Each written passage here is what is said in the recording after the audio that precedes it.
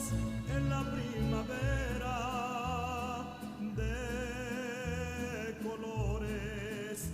De colores son los pajarillos que vienen de fuera.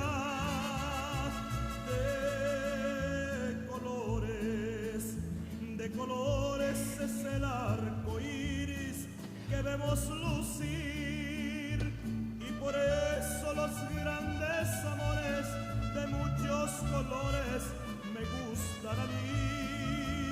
Y por eso los grandes amores de muchos colores me gustan a mí.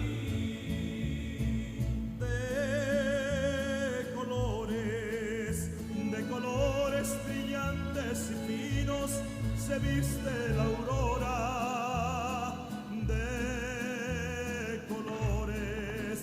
De colores son los mil reflejos que el sol atesora.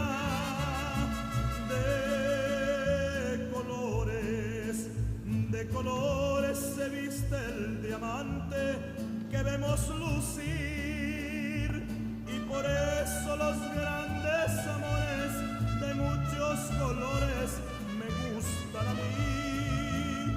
Y por eso los grandes amores de muchos colores me gustan a mí.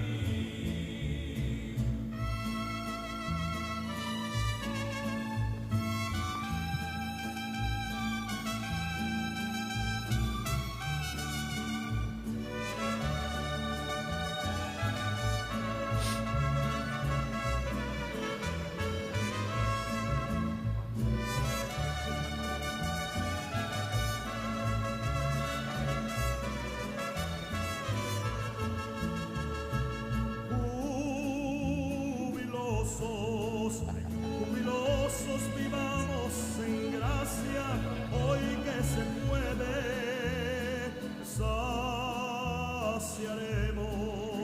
Saciaremos la sed ardorosa del rey que no muere.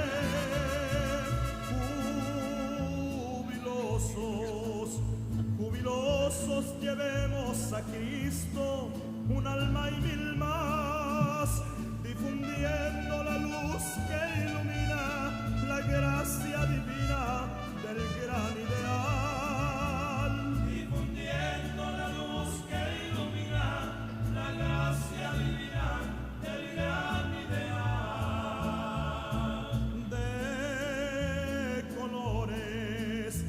De colores se visten los campos en la primavera.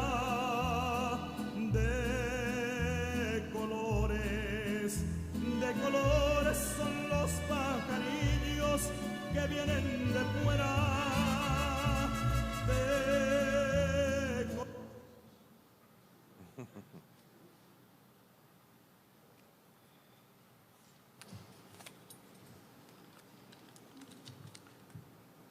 Great architect of the universe, we are blessed for this new day, and we offer you our gratitude. Today, we celebrate our yearly transition of leadership. We acknowledge the dedication of Most Worshipful Salazar and his outgoing officers, and the steadfast commitment of Right Worshipful Chan and his incoming officers as gifts from you. We also celebrate the accomplishment of our youth orders and their leaders. May their achievements and enthusiasm, coupled with those of our fraternity and other Masonic bodies, serve as a feedback loop of inspiration that we may continue to find new ways to practice charity and kindness, and thereby help establish harmony and greater understanding within our communities. Enliven our spirits that the words and actions of our Masonic family may faithfully align with our principles and inspire others to help build a world of brotherly love, unity, and peace. Amen. So mote it be.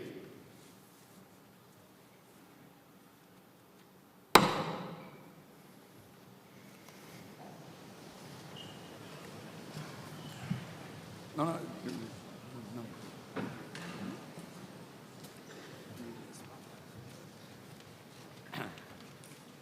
Good morning. Good morning. I hope everybody's recovered from the party last night. Anybody show up in their colorful jackets from last night still? All right, yeah.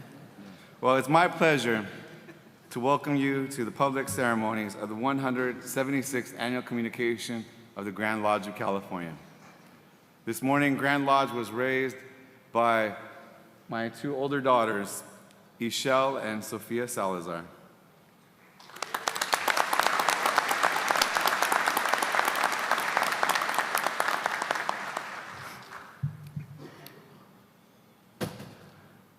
Please rise as the flag of our country is presented by the leaders of our youth orders.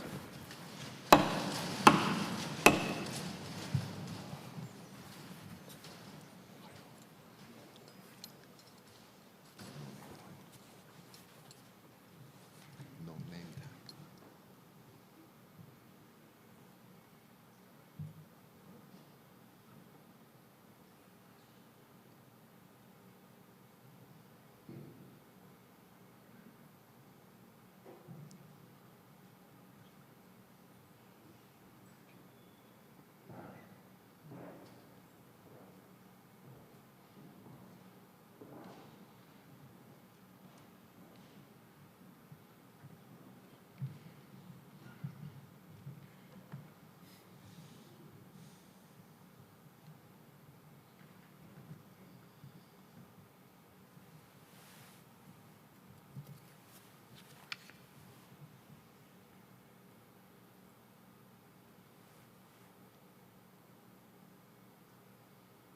Please join me in the Pledge of Allegiance to the flag of our country.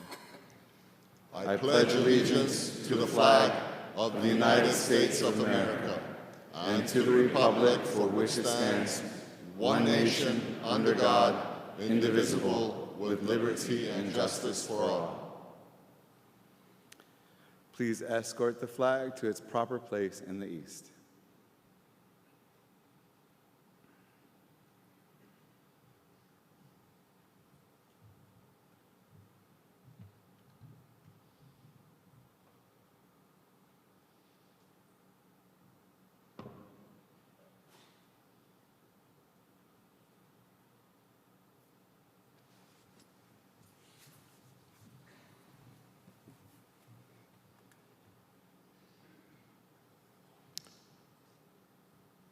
Please join me in thanking our color guard for our flag presentation.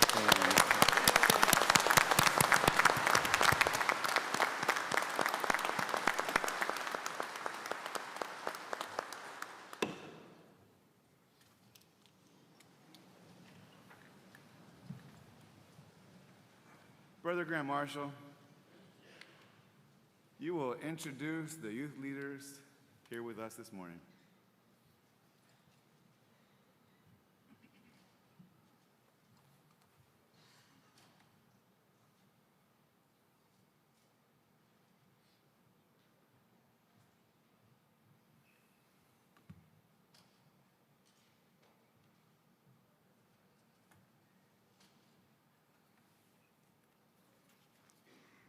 Most worshipful, it is my honor to introduce Miss Joanna Lyle, Miss California Job's Daughter, Job's Daughters International, California. Miss Hazel Fleck, Grand Bethel Honored Queen, Job's Daughters International, California. Mr. Peter Thompson, Jurisdictional Master Counselor, DeMolay International, Northern California.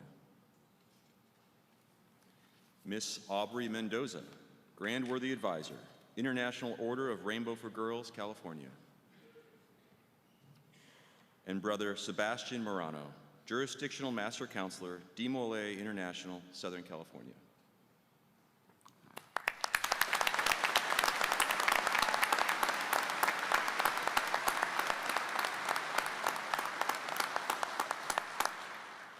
It's a pleasure to welcome you to our annual communication. You are not only the future of Freemasonry, but you're the present time of Freemasonry. One day, you'll not only lead us, but you'll direct us now to what our future needs to be. Our organizations need you now more than ever. Your participation and your leadership and your vision is going to be vital to our future success. Brother Grand Marshal, conduct our Masonic youth leaders to seats in the east.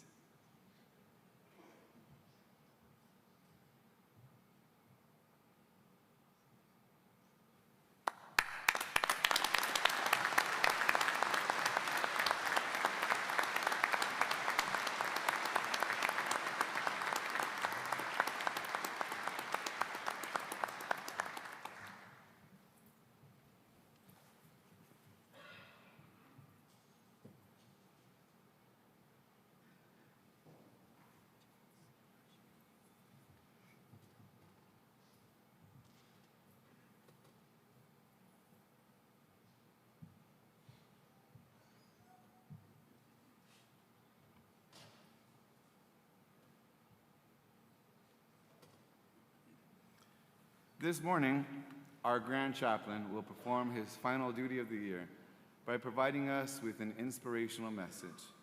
Then we will hear from our Masonic youth leaders and recognize a number of our brethren for their contributions in supporting our Masonic youth organizations. The installation of officers will follow at 11 a.m., which will officially end what has been an incredibly fun and productive annual communication. For the benefit of everyone in the audience and our various speakers today, kindly turn off your cell phones. If they ring, we're going to send someone to collect a donation from you.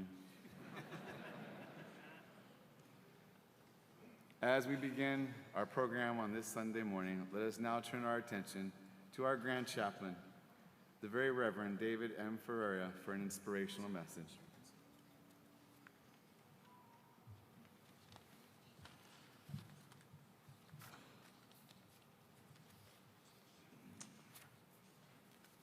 Most worshipful brothers, it has been a privilege to serve you as Grand Chaplain this year. And it is with humility that I now share some ideas with all of you, our greater Masonic family, friends, guests, and especially the youth joining us for our public ceremonies this morning. I hope you will find something useful in them. Now, having been raised in a Filipino-American Catholic family, it feels appropriate for me to start with something of a confession.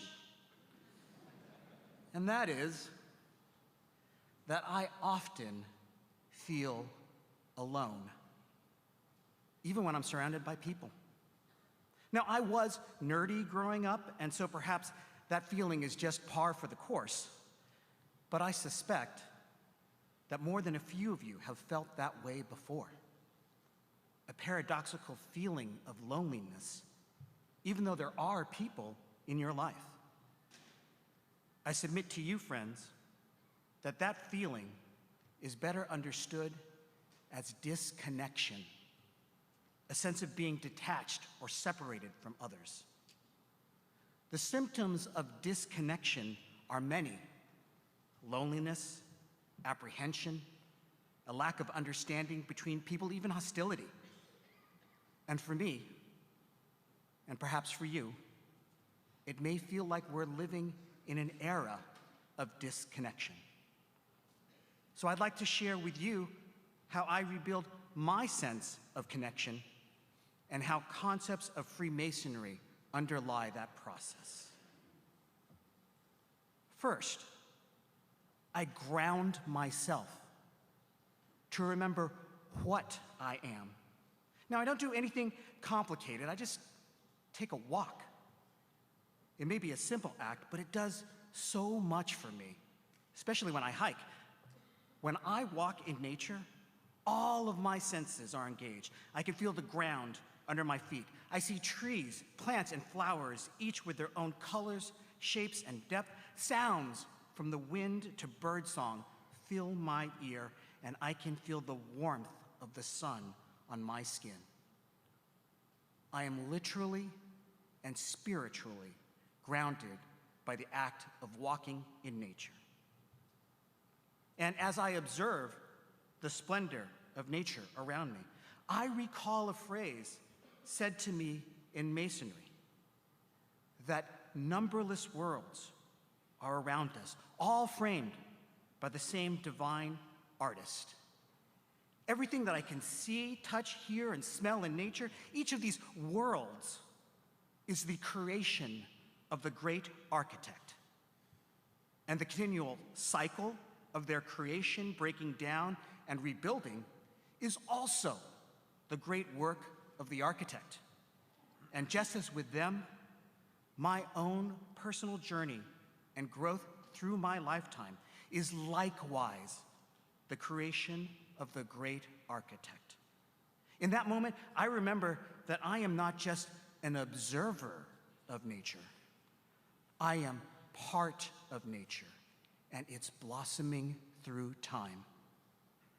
And likewise, that, my friends, is what you are and what your life is. You are part of God's beautiful unfolding of the universe.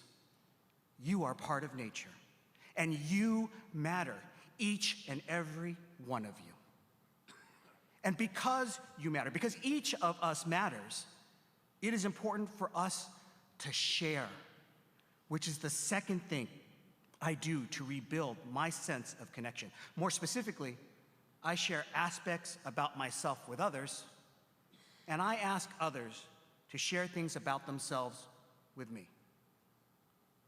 Now, I know it's hard to share. Doing so requires us to be vulnerable, and we all have personal fears that can prevent us from putting ourselves out there. So let me address those. Maybe you're worried that you don't have enough experience or expertise, or that you'll say something awkward or wrong.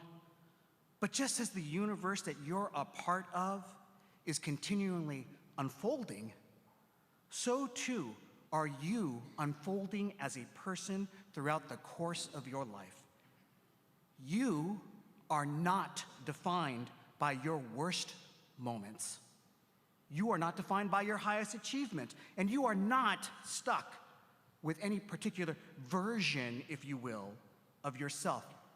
You are allowed to contain multitudes because the Creator made you human. The Greek philosopher Heraclitus expressed this idea by saying that one cannot step into the same river twice, because the river, and even the person stepping into it, are in a constant state of change. However, I like how Bob Dylan put it by saying, you are in a constant state of becoming. And so anytime you share, you are only sharing aspects of yourself as you are at that particular moment in time. For whether in small or large ways, you will experience change. And we are each entitled to God's grace as we do so. Another common fear people have about sharing is self-doubt. You might think that you have nothing meaningful to offer, or that what you have to say doesn't matter, or worse, that no one cares. But each of you has something meaningful to share, and it is actually important for you to do so. Because none of us are God.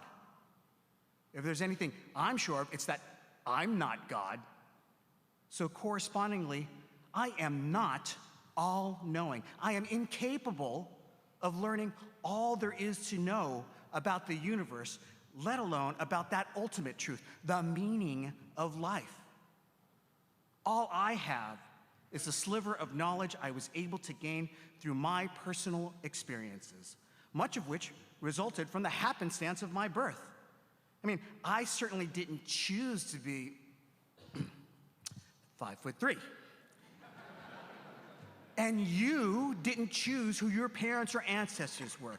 I didn't get to choose the country I was fortunate enough to be born in, and likewise, you didn't get to choose which generation you'd belong to. There are so many things about our lives that we do not get to choose. No one does. What we do get to choose is how to use the talents and circumstances given us. What each of us has is a unique life path with correspondingly unique experiences and opportunities through which we learn and develop our specific skills. As children, we all understood this. This person is great at football. This person knows everything about Star Wars. I know a lot about 80s music, and my kid, well, he can full combo any song in any rhythm game. Life is often described as a journey, but each person's path through life is different. And so too is the knowledge each person gains traveling along his or her path. And none of us know what life will throw our way or put on our path. Yet the knowledge and wisdom that each of you will gain from traveling your specific path is valuable to others. Again, none of us are God. None of us is omniscient.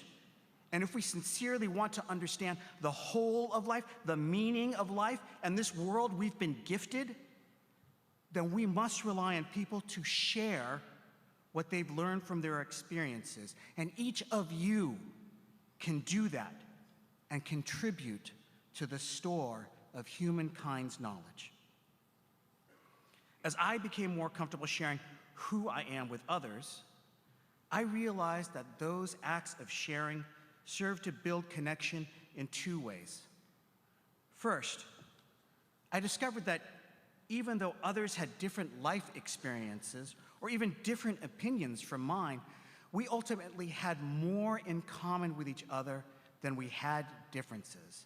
The things most important to us, our hopes, our dreams for our families, the things that motivate us to get on with life are the same. We each want to live a life of dignity and respect, to live in peace, and to help build a better world for future generations. That commonality speaks to the ultimate truth of our connection. Just as I am a child of God, part of this universe created by the great architect, so is each person that I meet. This truth is reflected in Freemasonry's understanding of brotherly love, which describes all people as being created by one almighty parent and inhabitants of the same planet, who are to aid, support, and protect each other. With that truth in mind, I've come to believe that our different life paths allow each of us to make unique contributions to the collective understanding of what it means to be human, and that in sharing our lives with each other, we contribute to the great architect's universe in the same way that each flower, branch, stem, and leaf contributes its beauty to the tapestry of nature. Secondly, and perhaps more importantly, we become inspired by people who are brave enough to share their lives, their knowledge, and their personal convictions. When we are inspired by others, we discover those interests and pursuits that make us engage in life wholeheartedly and thereby become connected to our communities and society at large. When I think about my own life, I was inspired to study music because my house was always filled with music, my mother's singing. I train in martial arts because I'm in awe of the strength and grace of Bruce Lee in his movies. And I donate to charities for LGBTQ youth and mental health support because I admire the courage and perseverance of my own children. If you reflect on your life, I'm sure you'll remember the people that inspired you to pursue your interests, your hobbies, or even your profession. And whether you know it or not, there are people that have been inspired by you. A friend who saw you make a spectacular play in a game, a relative who was astounded by your passion for a hobby, or even a stranger who happened to see you practice a random act of kindness. Maybe that's surprising to you, that you can be awe-inspiring, but it's not to Masons. Masons revere and study nature so that we might understand the great architect through his works. And you and your fellow humans are part of nature, each of you a work of the great architect, worthy of study, admiration, respect, and from whom inspiration can be drawn. We human beings are social creatures. A sense of connection to others is important for our mental health and emotional stability. When I've grounded myself to remember that I am part of the Creator's universe, and when I share who I am with others to find commonalities and inspiration, I restore my sense of connection. I no longer feel alone. I realize that I am part of something larger than myself, and that the rest of humanity is likewise part of that greater mystery. Friends, our world is complicated. It is imperfect. But it is, and always has been, comprised of people of every country, sect, and opinion. And yet, Freemasonry is able to unite all of them together. I believe it does so by focusing on what we have in common and building connections. When we share meals together or engage in small talk, we build connection through acts of kindness. Via our ritual, we build connection through shared experiences. Through our charitable endeavors, we build connection by working together for a common purpose. Life within our lodge halls and with our Masonic family offers numerous ways to build connections among people and focus on what we have in common. And I've shared with you a couple of the other ways that I rebuild my sense of connection to others. I hope you will find methods that work for you. You already have at least one: your participation in this Masonic family. Within this family, true friendships exist among those who might have otherwise remained at a perpetual distance. And if we know how to build those types of strong connections here, then it is possible to build them out there too. I thank you for listening, and may the great architect of the universe bless all peoples and remind us of our connection and bring us peace. Amen.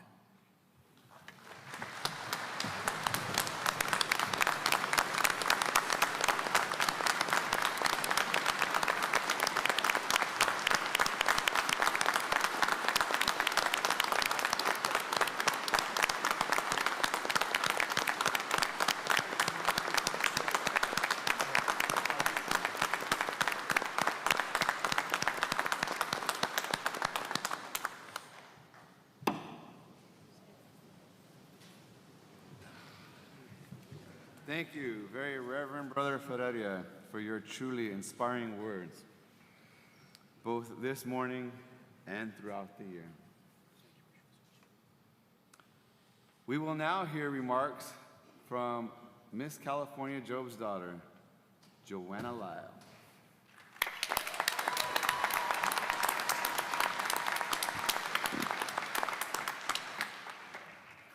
Most Worshipful Grand Master Alt Salazar, members of the Grand Line, distinguished East, honored guests, and friends, good morning.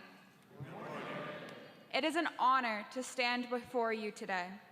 I would like to extend my warm congratulations and heartfelt gratitude to Most Worshipful Art Salazar and the Grand Lodge Line for their dedication to not only the Masons of California, but also to the youth orders they support. Your service does not go unnoticed, and we thank you. I come from a rich Masonic history, one that spans at least 4 generations. 25 years ago, my father, Jeremiah Lyle, stood on this stage as Southern California Jurisdiction Master Counselor of DeMolay. 23 years ago, my aunt, Tanya Almine, stood here as Miss California Job's daughter. And now, here I stand before you. What do you call that? A legacy. Not merely possessions or titles, but the lasting impact we leave behind. The dedication and service we give back to the organizations that shaped us. Legacy is the enduring gift we offer future generations. It reflects our values, our commitments, and our contributions. For the Masons of California, your legacy is woven not only into the very history of this nation, but into the heart of every member of Job's Daughters. Through your steadfast principles and generosity, you have laid a foundation that continues to inspire. As young women in Job's Daughters, we look up to you. You are not just a face in the crowd. You are mentors, supporters, and role models. In your legacy, we see a blueprint for living purposeful, service-driven lives. Our ritual reminds us time and time again of our deep connection to the Masonic heritage. Job's Daughters was not formed just by one woman's dream. It was inspired by the centuries of work, ideals, and values carried forward by generations of Masons. We believe that everyone has a role in building a legacy, one of kindness, service, and leadership. As we grow and learn, we carry the torch you have lit, illuminating the path for future generations. Many of you have already made a profound impact, and it does not go unnoticed. We see your generosity. We feel your silent support from afar. Your legacy lives not just in words, but in the lives you have touched. I encourage all of you, whether you know everything about Job's Daughters or nothing at all, reach out. There are countless opportunities to make a difference.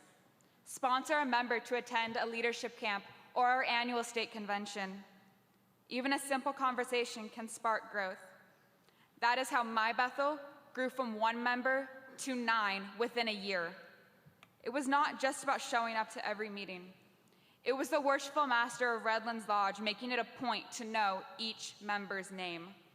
It was the small donations collected after the members served stated meeting dinners. It was the support of the Bethel's fundraisers and a phone call asking, "How can I help?" That is how you leave a legacy. That is how we move forward, together. Let us remember, a legacy is not merely what we leave behind, it is what we build today. Together, as Masons and young women committed to service, we can forge a future rooted in the values that unite us. May we all strive to leave a legacy that inspires, uplifts, and endures for generations to come. Thank you.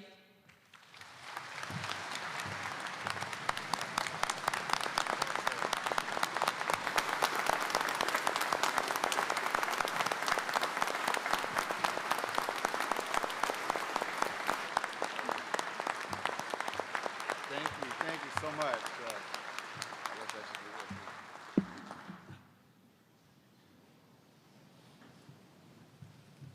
It works from wherever you hit it from, right? Well, thank you so much for your inspiring words. It's been such a pleasure to travel with all of you to the various events this year. I've really enjoyed seeing all your leadership this year. So earlier this year, I presented a check for $5,000 to your organization for your leadership retreats and just growing the organization, right? Well, I'm pleased to be able to present another check for the same. So thank you so much for everything you do, and we look forward to your continued leadership. So thank you. We also have a gift for you. Oh, thank you.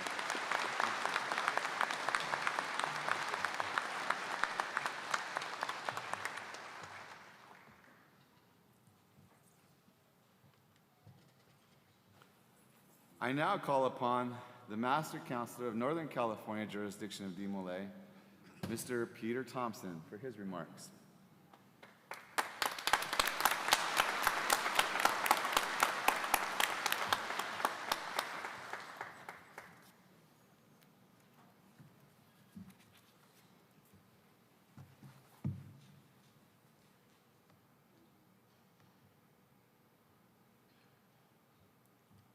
Most worshipful Grand Master Salazar, Grand Family, the family, friends, and members of the Free and Accepted Masons of California. Good morning. Good morning. It is a great pleasure to be here and speak to you all on behalf of every member of the Northern California DeMolay Association. And at this time, I would like to take a brief moment to introduce those who I served those members alongside with. Joining me here today is our Deputy Master Counselor, Brother Dakota Gokenauer, our Senior Counselor, Brother Ian Kirkpatrick, and our Junior Counselor, Brother Jimmy Powell. If you would all join me in giving them a hand of applause.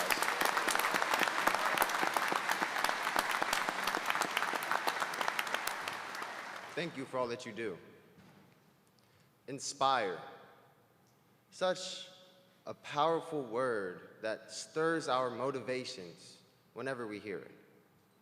A flashy word that people often like to put in speeches to make them sound, inspiring, or they like to use when they talk about their heroes. But what is this inspiration? Is it that slight tension that we feel within our bodies that begs us to act upon all of our dreams and ambitions? Or is it a clear picture of our goals with an established path for us to follow? To inspire is to create a feeling, usually a more positive one, in any person. Is that really it, though? I think there's a little more substance to it. These feelings can be any range from a subliminal urge to choosing to completely devote yourself to a new way of life. I believe that true inspiration requires one to be fully invested with the desire to change or to act.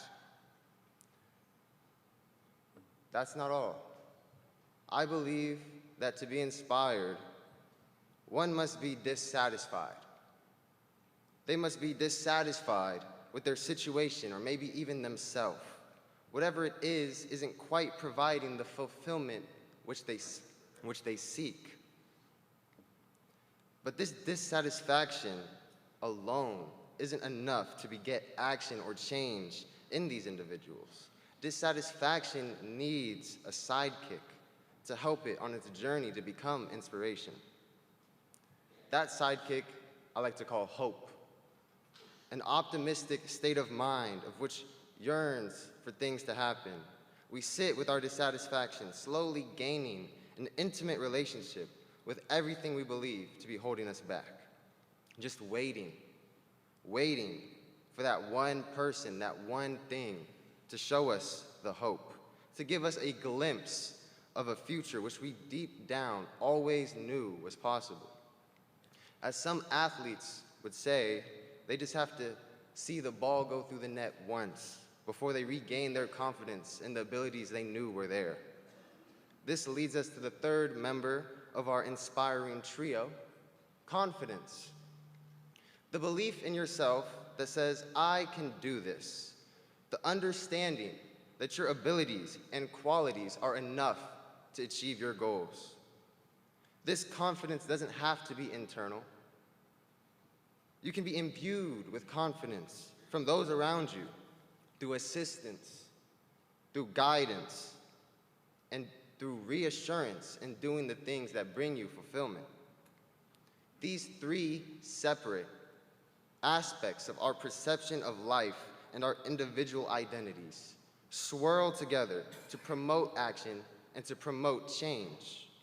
They persuade you to take life by the reins and steer it in the direction you secretly always wished it would go.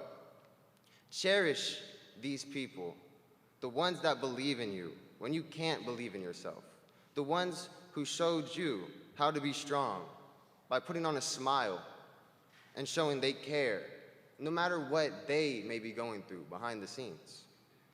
Simply saying thank you and showing appreciation isn't enough.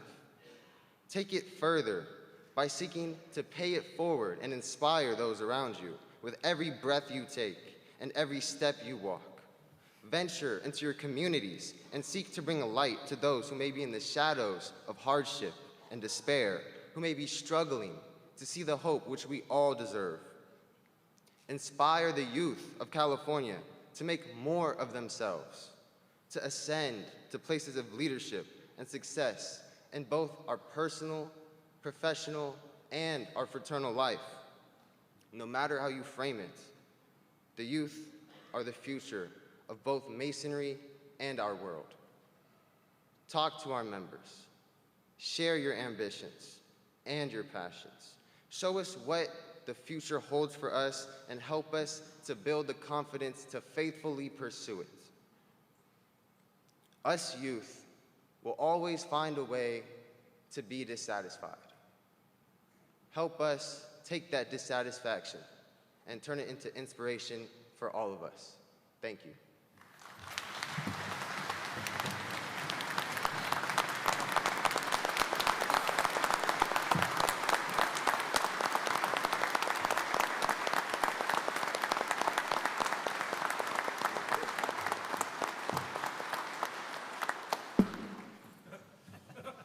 Gotta have extra gavels, right? Well, thank you for that inspiring message. You've inspired, I'm sure, some of us out there who are awake to take action. Your leadership this year so far has been outstanding, and I look forward for more to come for you. Earlier in the year, we presented a check for $5,000 to Northern California DMOA, and I'm happy to be able to present another one for more leadership activities. Thank you so much, and I love that jacket, by the way. Yeah.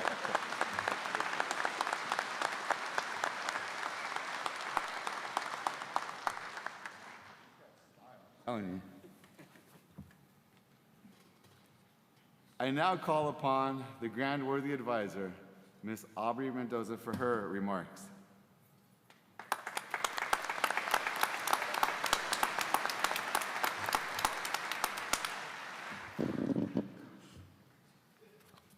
Most Worshipful Grand Master, officers and members of Grand Lodge, distinguished and honored guests and friends of California Rainbow. Hi, I'm Aubrey, and I'm so unbelievably honored to be here with you today. I would like to take this opportunity to introduce some of my compassionate Grand Officers for being here with us this morning. Inspire. 1 word, 2 syllables, 7 letters, 1,000 meanings, a billion stories. It's a simple word, yet it holds immeasurable power. To inspire is to bring life into movement, ideas, and people. A teacher who lights a spark in a student. An artist whose work stirs emotion across cultures. A leader whose vision drives change. A stranger's act of kindness that changes someone's entire perspective. From scientific breakthroughs to personal triumphs, every meaningful story begins with inspiration. Inspire may be small in form, but in reality, it's infinite. The beauty of inspiration is that it's contagious. Each of us carries the ability to inspire through the way we speak, through the community that we share, and the compassion we show. Sometimes it's as simple as believing in someone, celebrating their efforts, and giving them space to be seen and heard. Whether we mentor, help a hand, or simply show up with kindness, our actions can create something larger. On July 4th, 2025, the Guadalupe River in Kerr County, Texas, reminded us on how fast lives can change. Within 2 hours, the river had surged over 25 feet, swallowing homes, businesses, and entire communities. Among them was one of the hardest hit places, Camp Mystic, a beloved Christian summer camp for girls.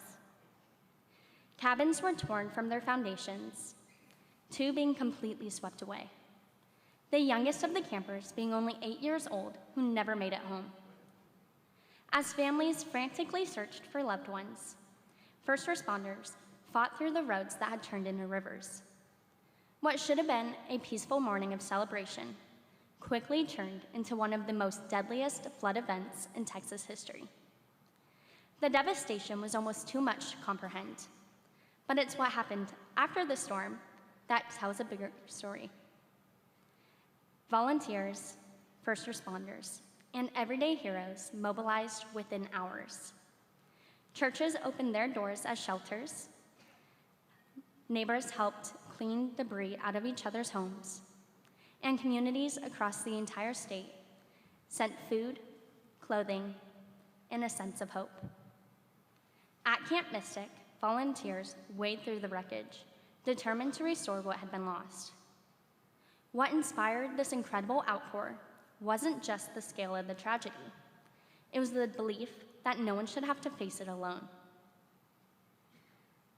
But the truth is, we shouldn't have to wait for a tragedy to inspire us. The unity, compassion, and courage that poured out of the floods are things we are capable of showing every day. Imagine a world where we didn't have to wait for a tragedy to bring us together. Imagine what would happen if we lived in that same sense of urgency and compassion every day, in the quiet, ordinary moments. Devastation doesn't have to rise from inspiration.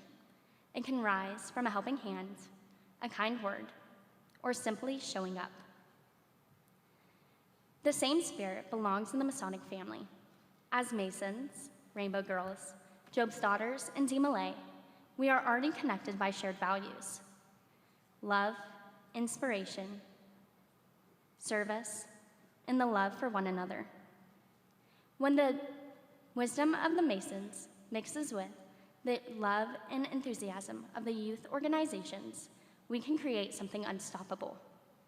Together, we can build bridges across generations, amplify each other's voices, and leave light and love in every organization we touch. So I challenge you all, let's not wait for inspiration to inspire us. Let's live with that same inspiration daily, in our words, in our actions, in the way we live. Because when we put inspiration in our lives, we don't just change moments, we change lives. Thank you again for letting me speak to you all today. I hope you come be inspired at our Surrounded by Nature's Grace, Stay Wild and Take Risks, Explore with Wonder in 2026 Grand Assembly Sessions, March 28th through the 31st in Visalia, California. Thank you.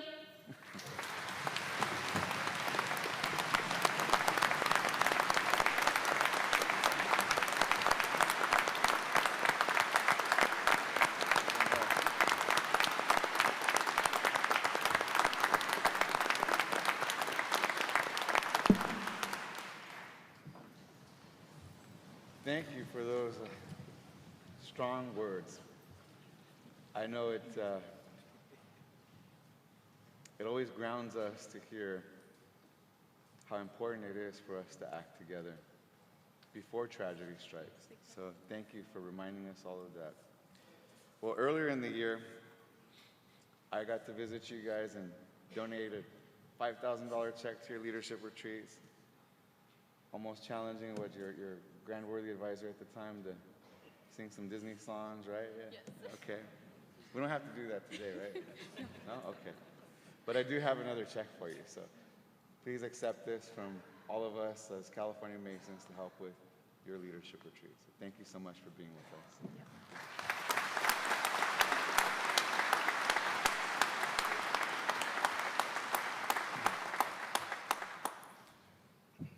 I now call upon the Master Counselor of the Southern California jurisdiction of DeMolay, Brother Sebastian Morano, for his remarks.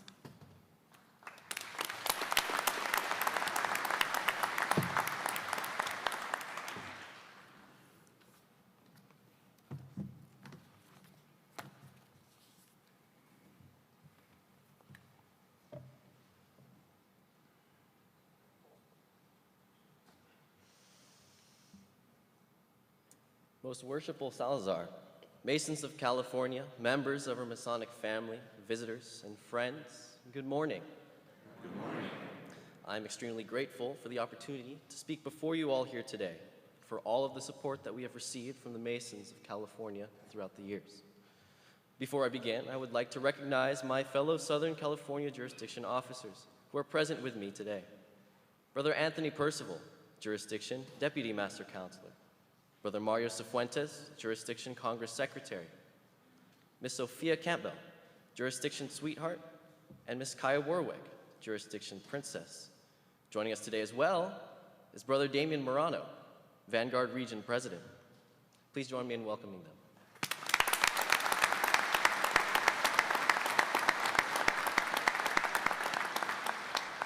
And we thank you all again for your warm hospitality. I would like all of you to consider the acacia. Strong, beautiful, resilient.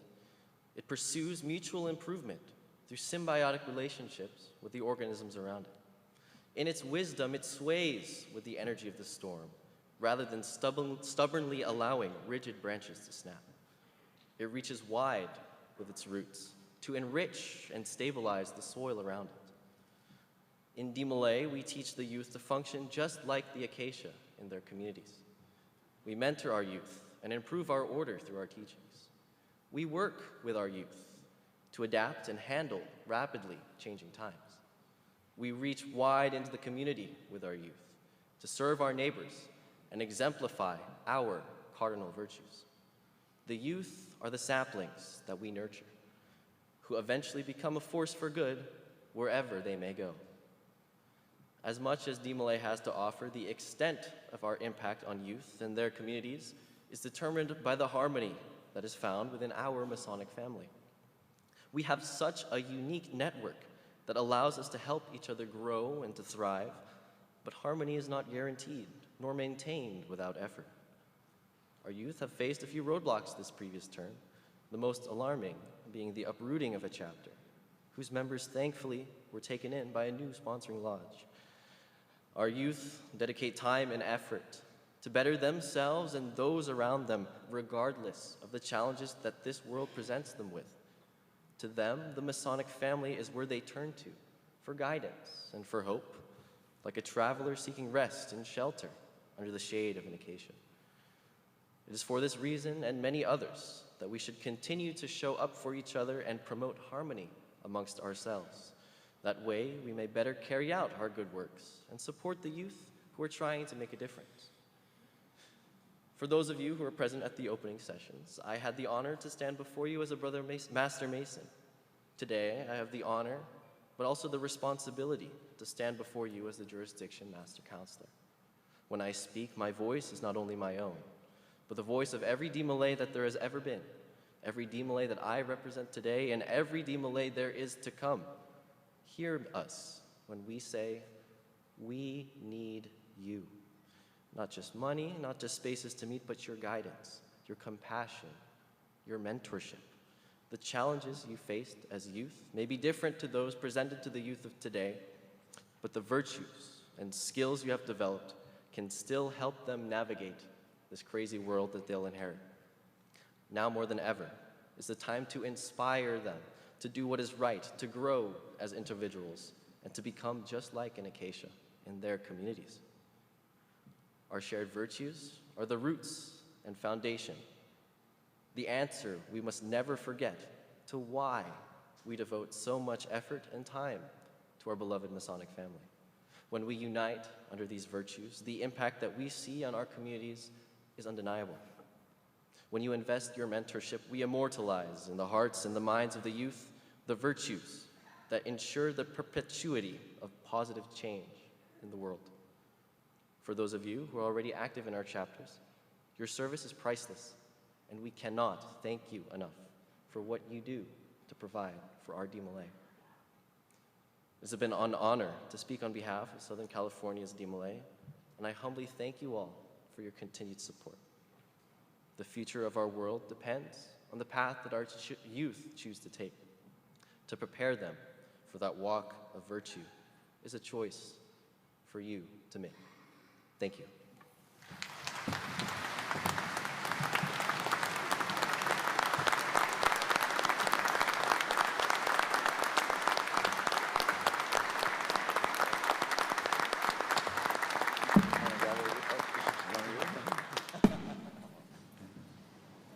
You gavelled once, again, you could have gavelled again. Well, thank you for sharing that important message with us. It's been a pleasure to see you over these last several years and watch you grow into the young man you've become, knowing that DeMolay has played an important role in that. Earlier in well, guess what, a month ago or something like that, right? Gave you a check for $5,000. Time's flying, right? Well, now I get to give you another check for $5,000 for supporting more leadership opportunities in DeMolay in Southern California. So thank you for everything you're doing and keep inspiring all the young men out there. Thank you.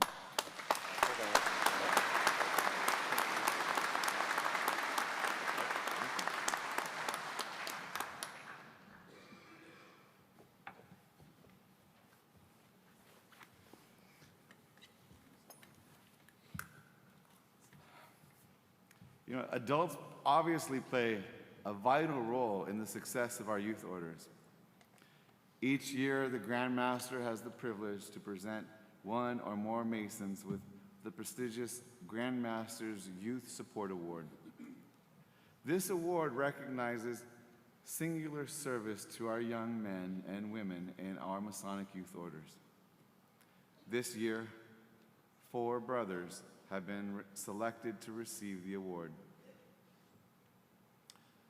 Worshipful Brother Gregory Gabriel, the chairman of the Youth Orders Committee, will assist me with this presentation by introducing and later reading a brief biography of each recipient. The recipients will gather at the foot of the steps in the west as our chairman announces your name. Thank you, Most Worshipful. Good morning, all. Good morning. At this time, I will read the names of the brothers who have been selected to receive the Grand Master's Youth Support Award.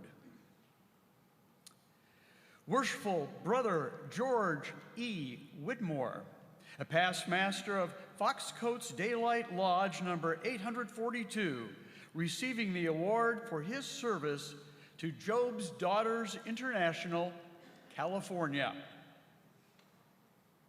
Brother George F.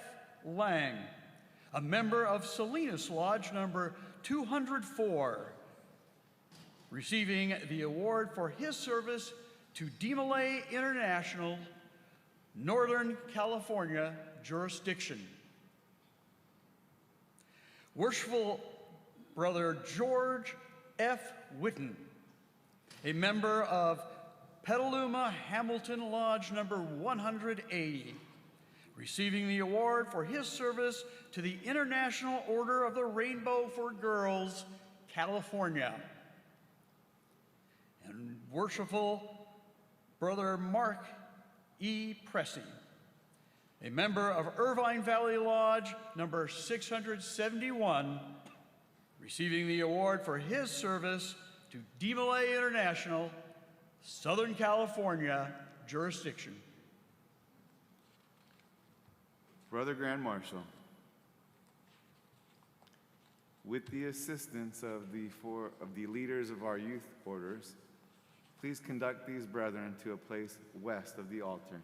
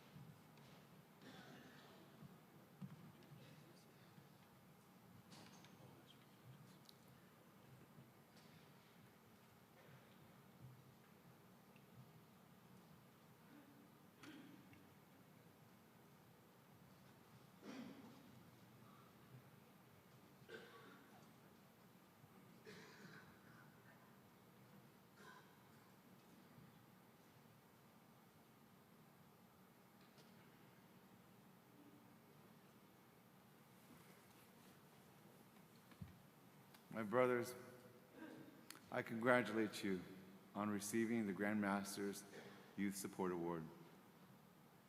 We often state that the members of our Masonic youth orders are the future of our fraternity and of the world. Future leaders need the support and guidance of adult mentors like you to achieve their best potential. There is no award or gift of any material value that can equal the good work that you have done for our youth. But we'll try. So please accept this award as a token of our esteem for you. Brother Grand Marshal, assist our brethren in facing west so that the audience may see them.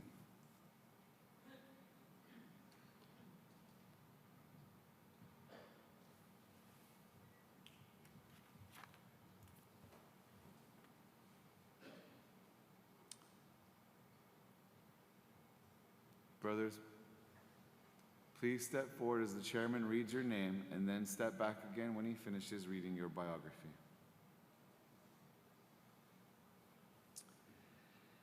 George Eugene Whitmore. George Whitmore has been a devoted Mason since 1995. He has twice served as master of both Chino Valley Lodge number 427 and Foxcoats Daylight Lodge number 842. His leadership extended to 10 years as a district inspector and 3 as assistant grand lecturer for Division 8. In recognition of his outstanding service, he received the Hiram Award in 2005 and served as Grand Pursuivant for the Grand Lodge of California in 2023. George's commitment to youth is especially evident in his long-standing support of California Job's Daughters. Since 2016, he has served as Associate Bethel Guardian for Bethel number 262 in Victorville. At the association level, he has served multiple terms as chaplain and was appointed Grand Outer Guard in 2022. In 2023, he became Deputy Grand Guardian, a role he continues to fulfill with dedication. Living in the high desert has not deterred George from supporting the inland Bethels, often traveling hours to assist with training and provide guidance to Deputy Team 9. He has also contributed at Grand Bethel conventions, offering his time as a guard and mentor. George brings creativity and heart to his service. As a skilled woodworker, he crafts custom gavels and sounding blocks for incoming honored queens, transforming their ideas into meaningful keepsakes. George Whitmore exemplifies the highest ideals of Masonic service, inspiring the young women of Job's Daughters to lead with kindness, creativity, and purpose.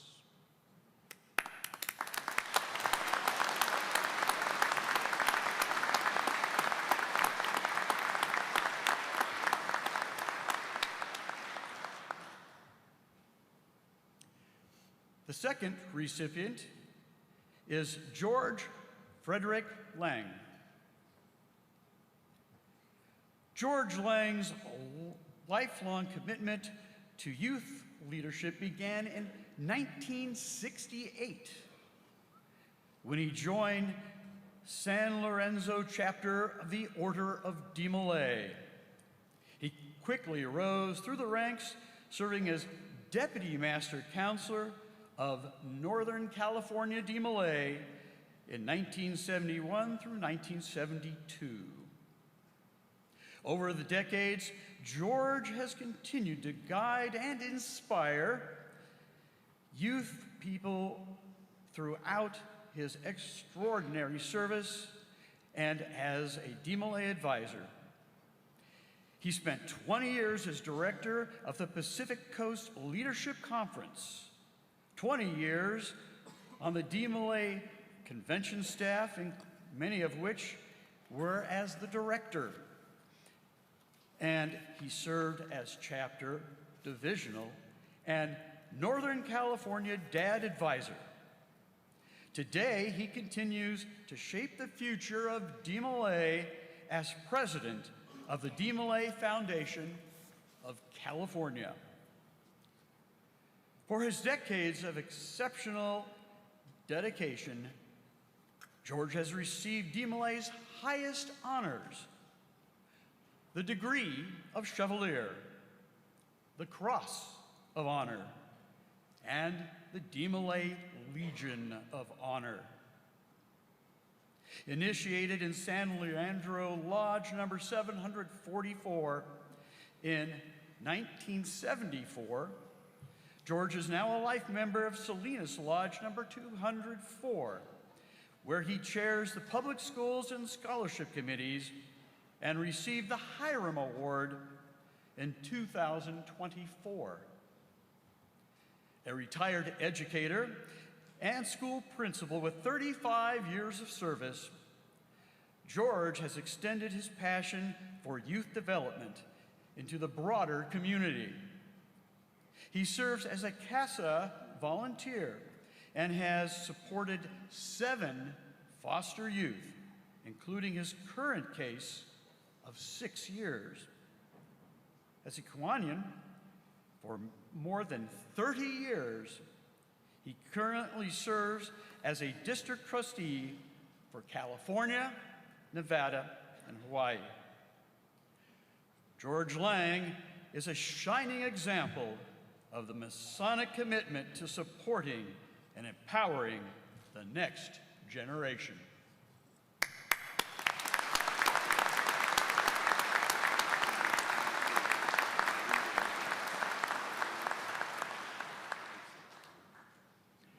The third recipient is George Frederick Whitten. George Whitten has been a Mason for over 30 years, but his deepest and most enduring impact has been through his extraordinary service to the International Order of the Rainbow for Girls. Though he has no daughters of his own, George has dedicated more than 25 years to the Petaluma Rainbow Assembly, bringing boundless energy, creativity, and heart to every event, from escape rooms to go-kart races to personalized Mickey ears at Disneyland. I wonder if I can get some of those. For 28 years, George has led the Assembly's largest fundraiser at the Marin County Fair, managing equipment, setup, and 5 full days of booth occupation.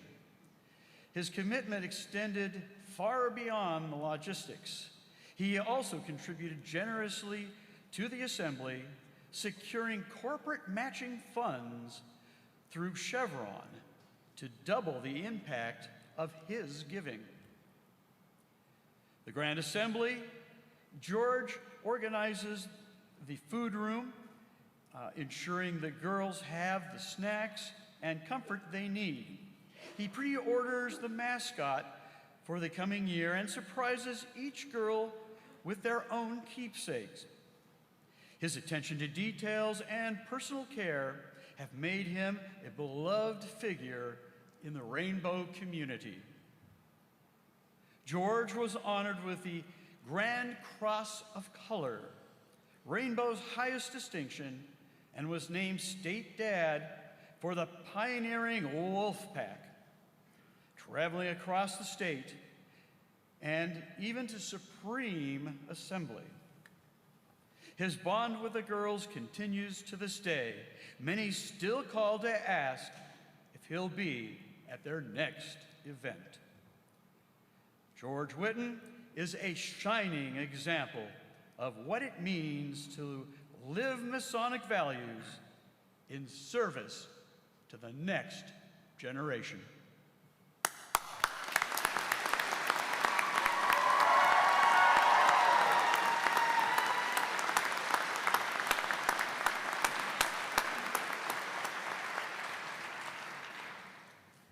Our fourth recipient is Mark Edson Pressey. And most worshipful, to read the biography is worshipful and for this occasion, better known as Dad, John Schuster.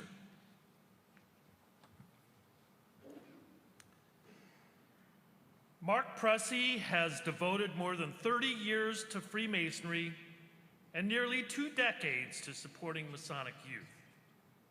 Raised in Irvine Valley Lodge number 671 in 1993, rookie, he has served multiple times as Worshipful Master of both Irvine Valley and the 33 Lodge number 878.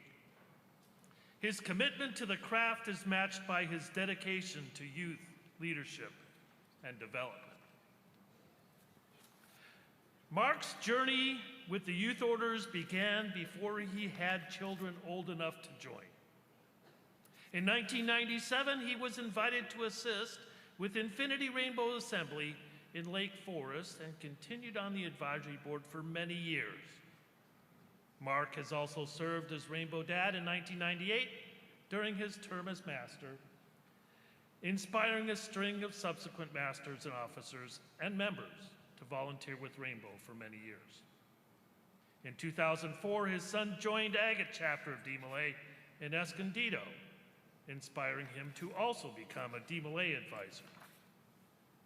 When his daughter later joined Golden Star Assembly in Vista in 2012, he stepped in again to support her Rainbow Assembly along with his wife. Over the years, he has held numerous leadership roles in DeMolay, including League Dad, Chapter Chairman, Administrator, and currently serves on the advisory boards of both Lake Forest and Agate chapters. He has been a member of the Grand Lodge Youth Orders Committee for over a decade. Mark's thoughtful, behind-the-scenes approach has helped countless youth and advisory councils navigate challenges, build collaboration, and thrive. His dedication has been recognized with the DeMolay Cross of Honor in 2010, the Honorary Legion of Honor in 2017, and in 2021, he was elected a deputy member of the International Supreme Council of the Order of DeMolay. Today, Mark serves as president of the Youth Fund of Southern California, helping ensure chapters across the region are empowered to invest in the growth and leadership of tomorrow's Masonic family. His enduring commitment continues to shape the lives of young people across Southern California.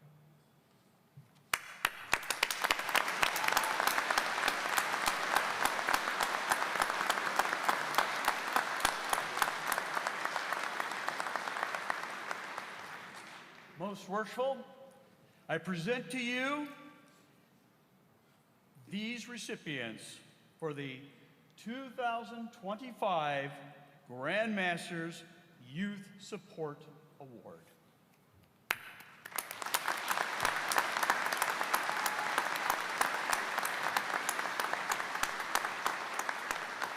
Further Deputy Grand Master, please assist me in bestowing a small token of our appreciation on these brethren.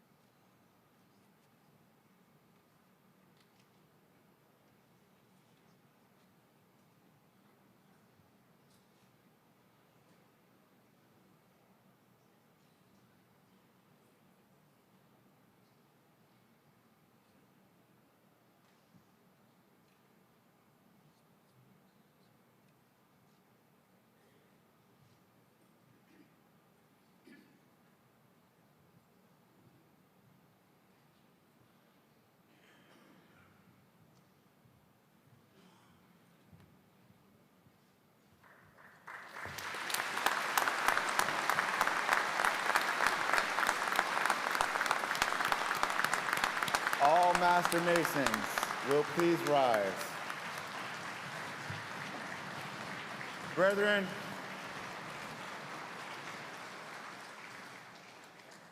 please join me in giving these distinguished Masons the public honors of Masonry by the battery of 3 times 3. Together, brethren.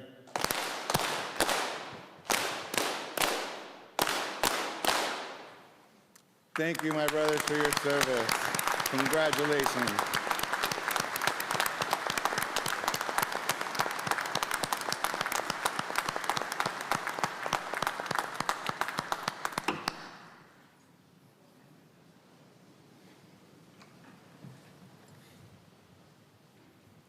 Brother Grand Marshal, please conduct these outstanding brothers to their seats.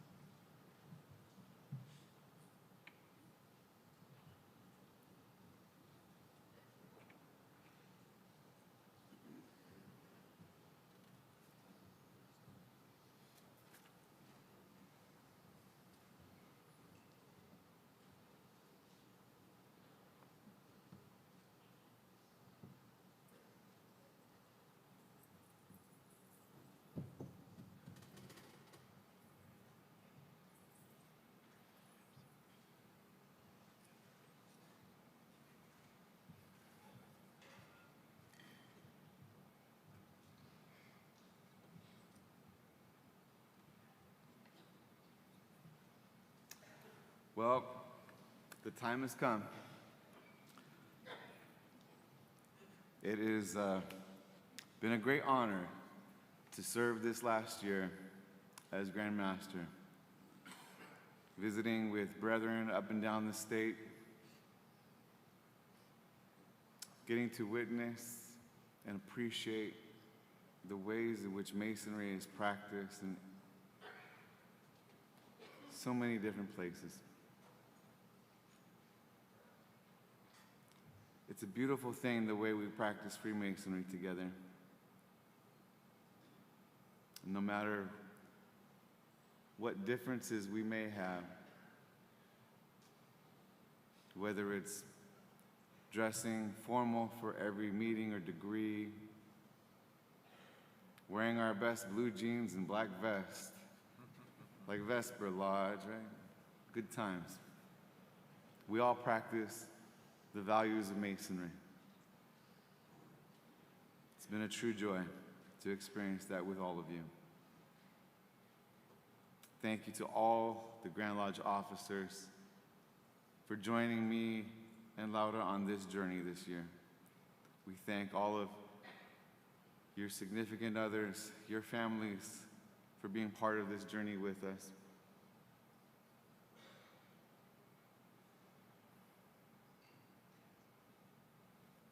Thank you.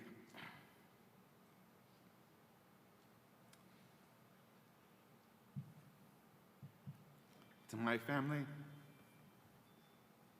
for supporting me these many years through this journey. Especially want to thank my wife and best friend, Laura, for being there with me through it all. The reason I push myself to try to be a better man so that one day I may be the man she believes me to be. Thank you all for an incredible year.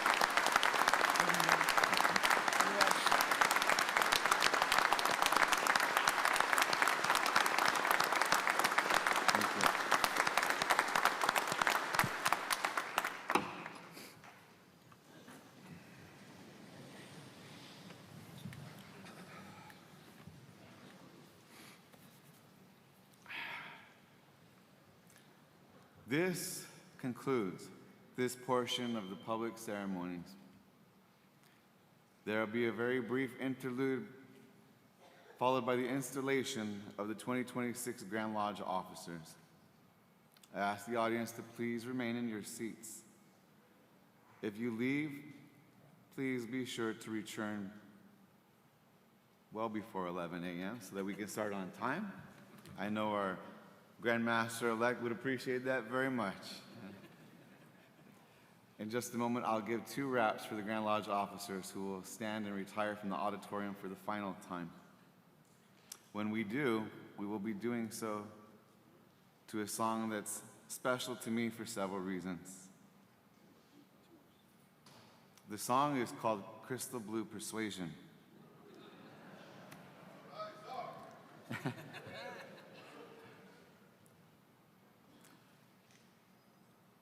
This song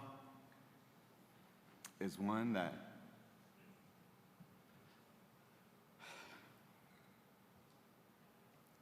reminds me of my dad. It's a song that he used to play quite often when we were cruising along anytime, anywhere, whether it was visiting family and friends or just running some quick errands. There was never a bad time to go cruising and enjoy some time together. The other reason I like this song in particular too is that it speaks to what I feel is the essence of Freemasonry. The celebration of a beautiful tomorrow, one filled with brotherly love, peace, and harmony. So with that, the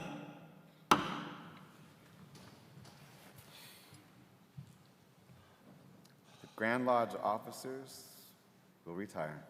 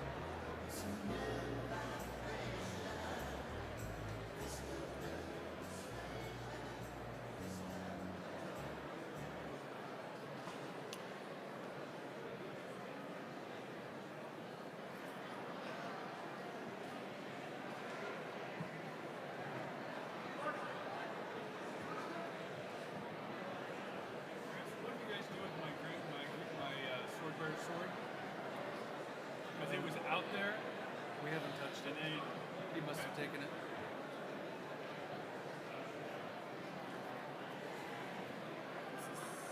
Is this the one that they just presented? No.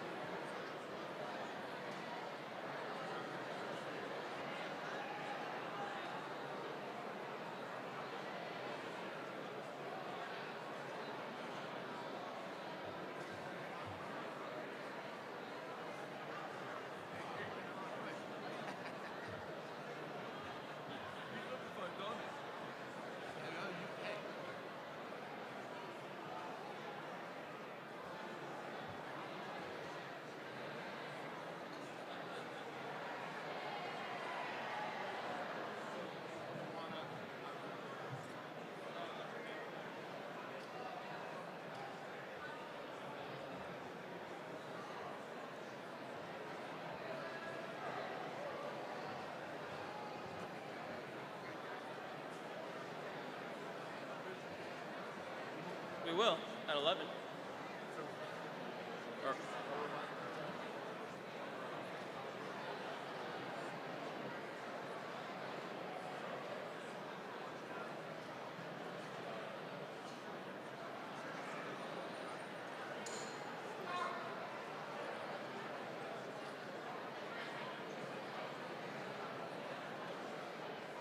so we'll be out here already. Okay.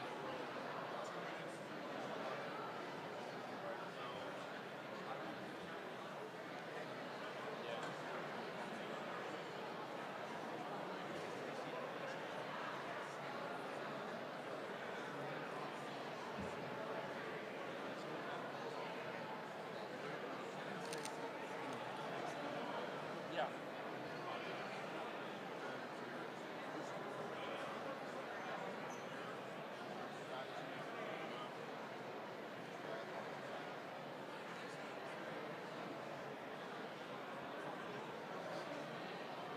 Can I stay like where you were and take a few pictures? I think I am. I'll wait until they.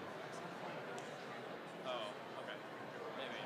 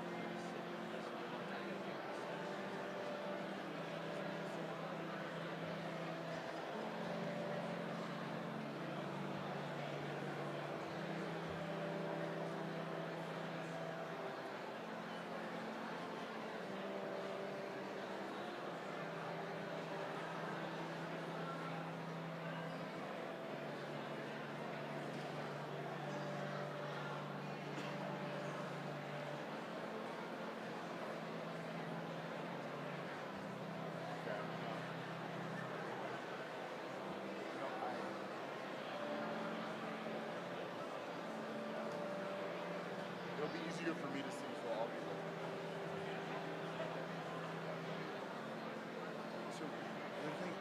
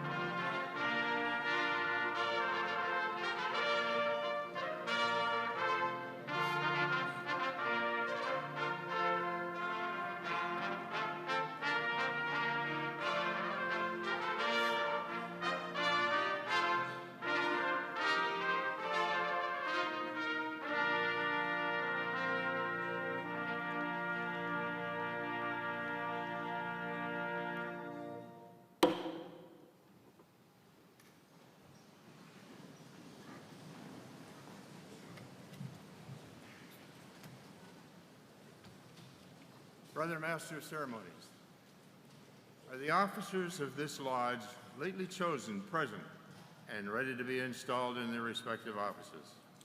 They are present, most worshipful sir, and await your pleasure. In accordance with the teachings of our institution, it is our duty, before entering upon any great or important undertaking, to invoke the aid and blessing of God. Let us therefore reverently unite with the installing chaplain in an address to the throne of grace.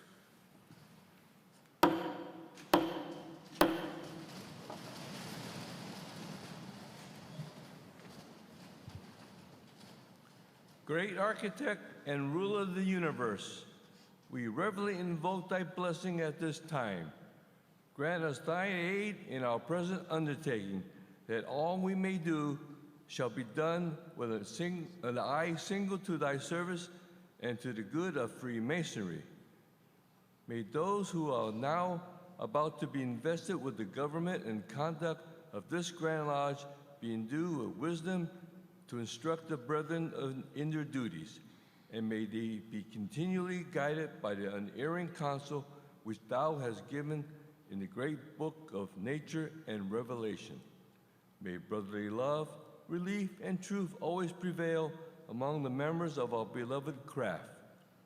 May they be impressed with a comprehension on their duty to thee and to each other, that Freemasonry may be the means of lasting good in all the world, and to thee we shall ascribe all the honor and glory.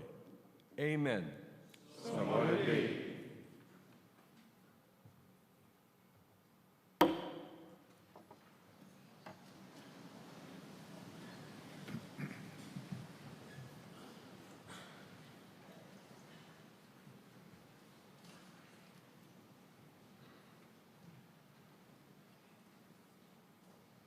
Most worshipful, take pleasure in presenting the installation of our inspectors. Most worshipful, I present to you for installation our inspectors, who uphold the highest integrity of our craft.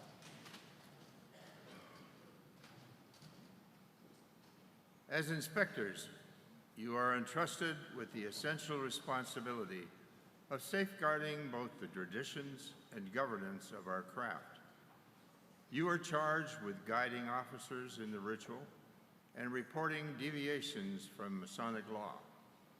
With confidence in your integrity and dedication to your promise to fulfill these duties with a commitment befitting stewards of our legacy.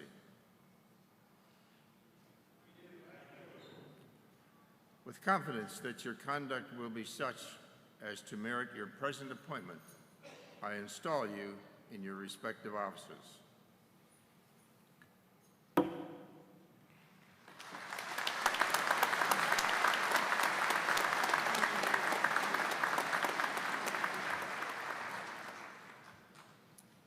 Most worshipful sir, I present to you for installation Brother David G. Vessel, who has been appointed Assistant Grand Tyler. Brother Scotty J. Christian, who has been appointed Grand Tyler. Brother Wadley R. Rufino, who has been appointed Grand Organist. Brother Brett H. Hart, who has been appointed Grand Pursuivant. Brother Dennis C. Cowley, who has been appointed Junior Grand Steward. Brother Dennis F. Trammell, Jr., who has been appointed Senior Grand Steward. Brother Thomas R. Johnson, who has been appointed Junior Grand Deacon. Brother Gabriel G. Marcel, who has been appointed Senior Grand Deacon. Brother Aaron Z. Hawkins, who has been appointed Grand Bible Bearer. Brother John A. Bermudez, who has been appointed Grand Sword Bearer. Brother Romel D. Romero, who has been appointed Grand Standard Bearer.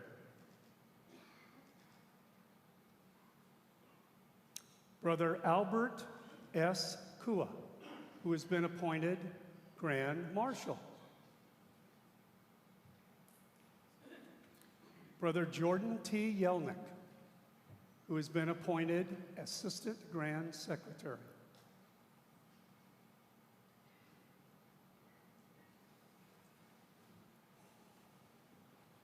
Brother David Y. Okamoto, who has been appointed Grand Orator.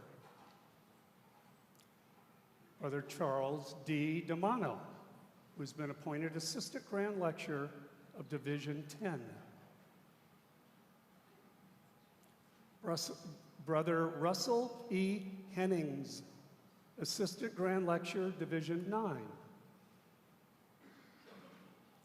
Brother Victor M. Ropek, Jr., Assistant Grand Lecturer, Division 8. Brother Narbe Bagdasarian, who has been appointed Assistant Grand Lecturer, Division 7. Brother Rio L. Sandoval, who has been appointed Assistant Grand Lecturer of Division 6. Brother Christian G. Morano, who's been appointed Assistant Grand Lecturer of Division 5. Brother Jairo J. Gomez, Jr., Assistant Grand Lecturer of Division 4. Brother Adam J. Hannon, who has been appointed Assistant Grand Lecturer of Division 3. Brother Corey P. Leety, who has been appointed Assistant Grand Lecturer of Division 2. And Brother Gary D. Sparks, who has been appointed Assistant Grand Lecturer of Division 1. And Brother Michael Wilson, who has been appointed Grand Chaplain for the ensuing term. Our Grand Master-elect, reposing confidence in your integrity and your ability to discharge the duties of your respective offices, has been pleased to appoint you officers of the Most Worshipful Grand Lodge of Free and Accepted Masons of the State of California until the close of the next annual communication, subject to his will and pleasure. Do you each accept the responsibilities and promise to perform the duties of your office to the best of your ability? I do. The duties of your several offices are prescribed in our ordinances, and it will be incumbent upon you to see that they are carefully and punctually performed. They are not the limit or full measure of your responsibility. Zeal for interests of Freemasonry, courtesy and affability to your brethren likewise are incumbent upon you. With confidence that your conduct will be such as to merit your present appointment, I install you in your respective offices.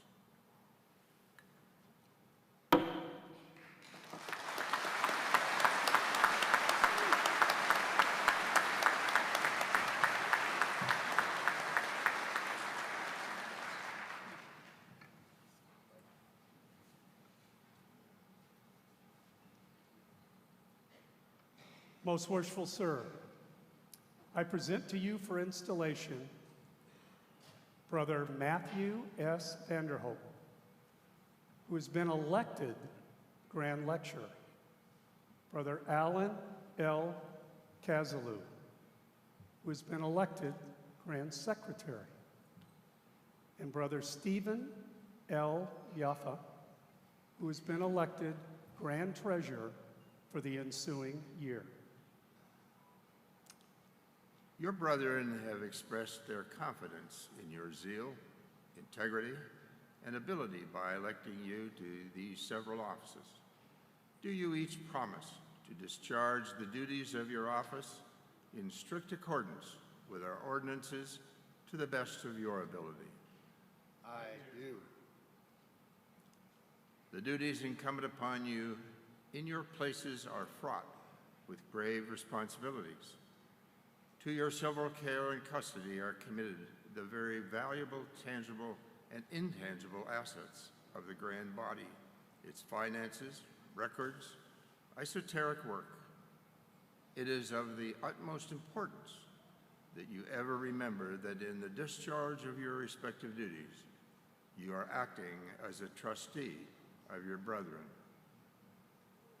They have the right to expect of you integrity above any question, zeal for their interests and accuracy in the performance of your duties, with confidence that your conduct will be such as to merit the applause of your brethren and the testimony of good conscience. I install you in your respective offices.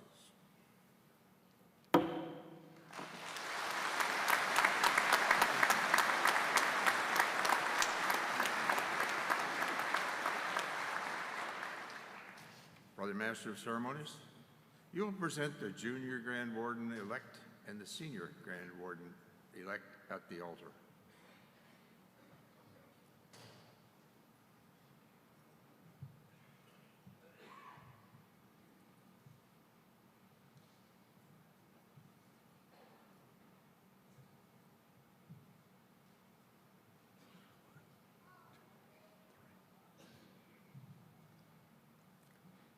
Most worshipful sir, it's my honor to present to you for installation Brother Charles P. Cross, who has been elected Junior Grand Warden, and Brother Christopher D. Smith, who has been elected Senior Grand Warden for the ensuing year. My brethren, you have been selected to occupy these responsible offices during the ensuing year. Do you each promise to faithfully perform the duties of your office and at all times to keep the true aims and exalted purposes of Freemasonry the guiding lights of your conduct? I do. The offices conferred upon you, the trust reposed in you, and the responsible duties of your positions demand a corresponding fidelity and attachment to the interests of the brethren of this jurisdiction, to whose consideration and confidence you are indebted for the rank you now hold. Let no effort be wanting in your faithful discharge of all your duties. Let benefit to Freemasonry be your constant aid and desire. Thus you will merit their continued esteem and have occasion to rejoice in the consciousness of service well given. You will now be conducted to your respective stations.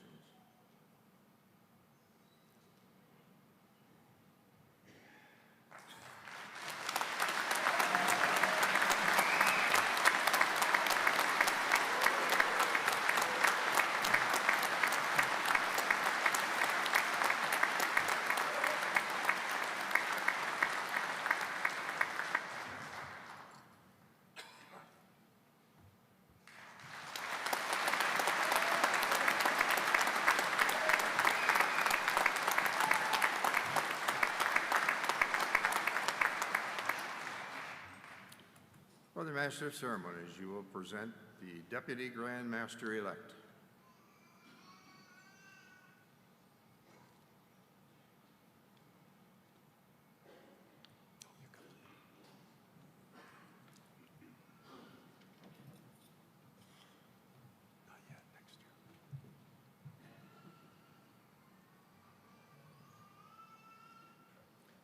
Most worshipful sir, I have the honor to present Brother Ara Maloyan, who has been elected Deputy Grand Master for the ensuing year. Your brethren have called you to the second highest office within their power to bestow. Do you solemnly promise to perform the duties of that office to aid and assist the Grand Master with your counsel and cooperation in his presence and in his absence or inability to act, to faithfully discharge the duties and responsibilities of his office. I do. Your office is next in importance to that of the Grand Master. Our laws provide that during his absence or inability to act, his duties, powers, and prerogatives devolve upon you. Your accoutrements must therefore be such as to ensure the proper discharge. Ever bear in mind that the efficiency of the Grand Master in large measure depends upon his lieutenants. If they are incapable, unfaithful, or indolent, his labors are materially and unjustly increased, and to a large extent, unavailing. Confident that you will teach the brethren by precept and example to bear with each other and advance the cause of Freemasonry, I direct that you be conducted to your station in the East.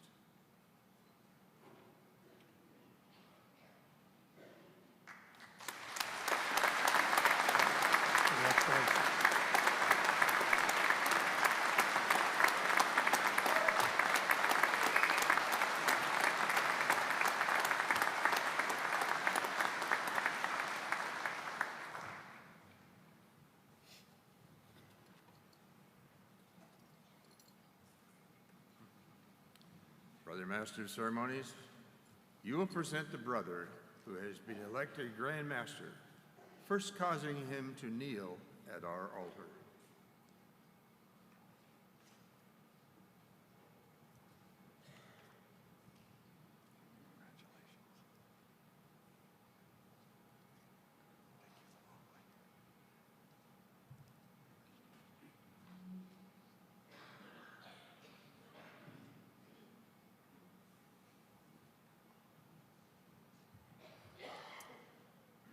My brother, you have been placed at our altar in your present position to remind you of the first lesson taught you in Freemasonry, that you should never enter upon any great or important undertaking without first invoking the blessing of God.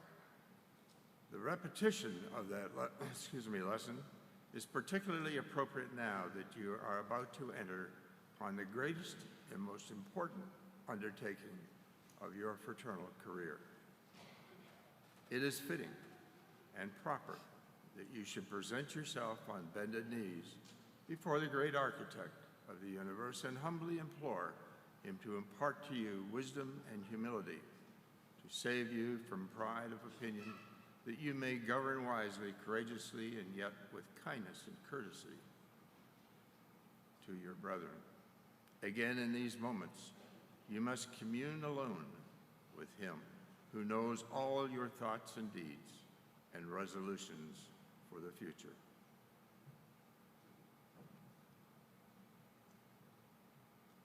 Great architect of the universe, as I humbly accept the mantle of Grand Master, grant me wisdom, patience, and compassion to lead with integrity and unity. Inspire me to cultivate peace and harmony within our fraternity and beyond.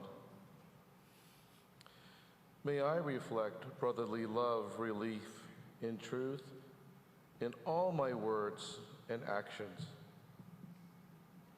Strengthen our lodges to serve God and humanity with charity and with justice.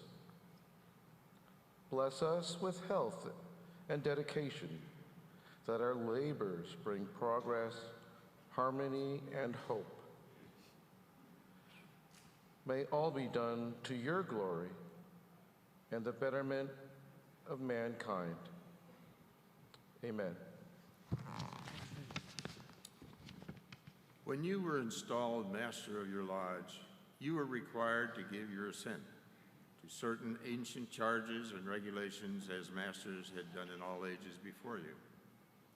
Now that you are about to be installed Grand Master, Do you reaffirm your assent to those charges and promise to continue to support those regulations?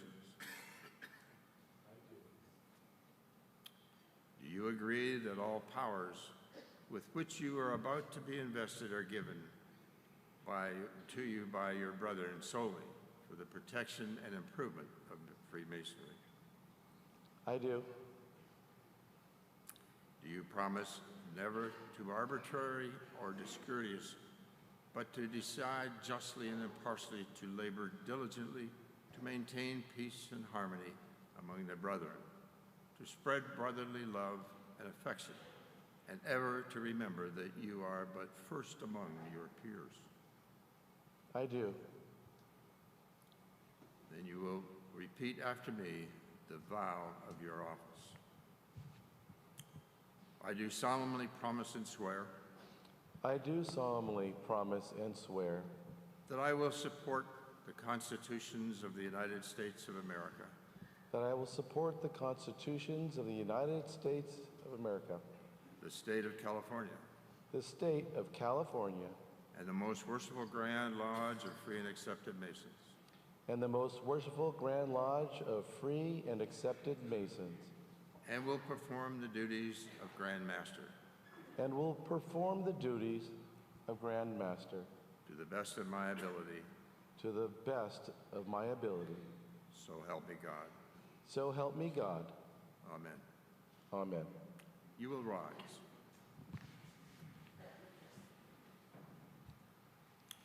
In consequence of the promises and vow which you have given in the presence of your brethren, I shall now cause you to be invested with the jewel and symbol of your office and conducted to your station in the East.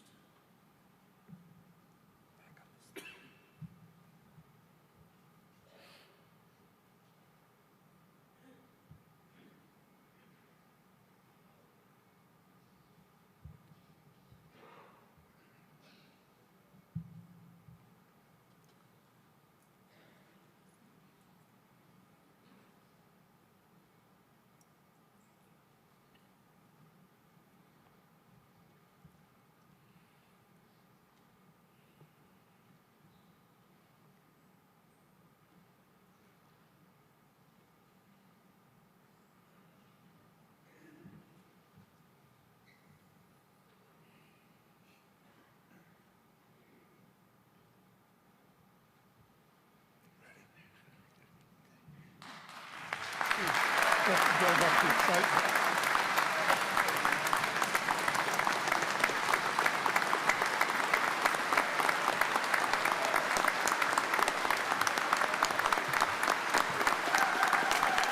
You cut off my line, I didn't get to introduce him.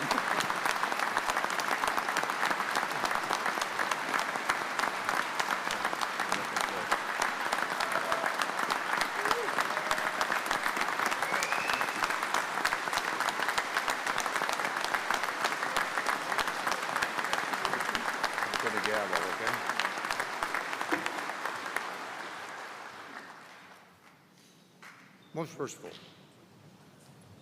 the progress and welfare of Freemasonry within our jurisdiction during the ensuing year will materially depend upon you and the officers chosen to serve with you. Remember that only out of fitness to govern arises the right to rule. Believing that you are qualified and will not weary in well-doing, I present to you the gavel.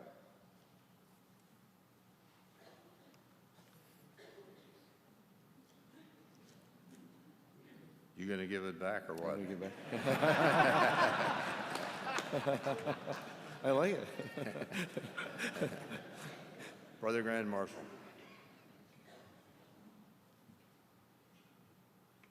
You will make proclamation.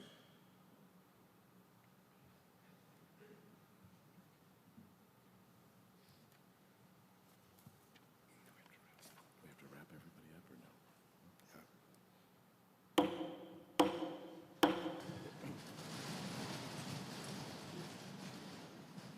I now proclaim the officers of the Most Worshipful Grand Lodge of Free and Accepted Masons of the State of California to be duly installed in ample form.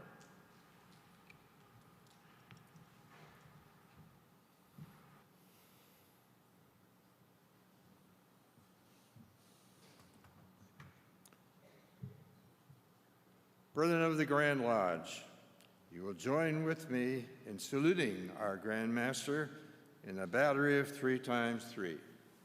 Together, brethren.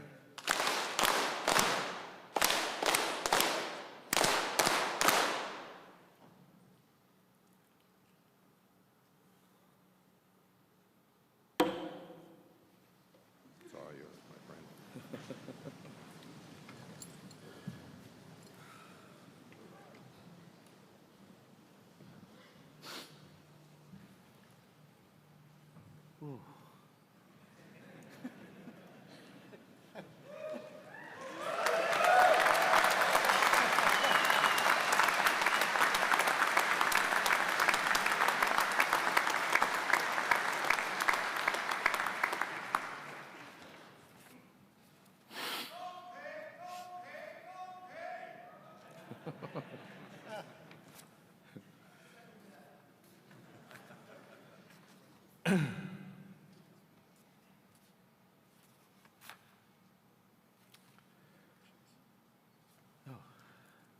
I'll get there.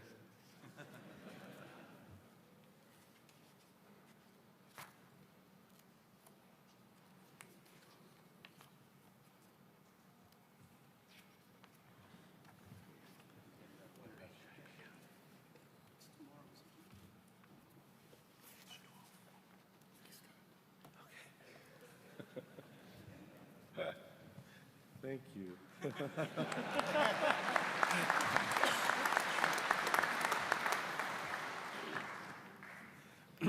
Wow. Good afternoon. Whew. I'd like to thank the installing team, installing officer, Most Worshipful Stewart A. Wright, installing Master of Ceremonies Larry Adamson, and installing chaplain Most Worshipful Frank Louie.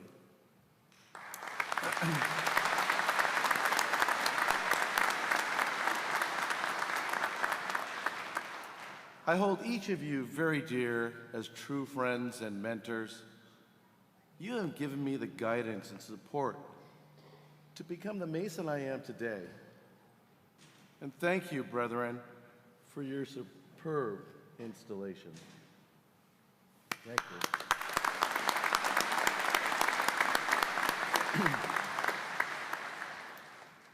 It is now my pleasure to introduce the Grand Lodge officers and their family members who are present today.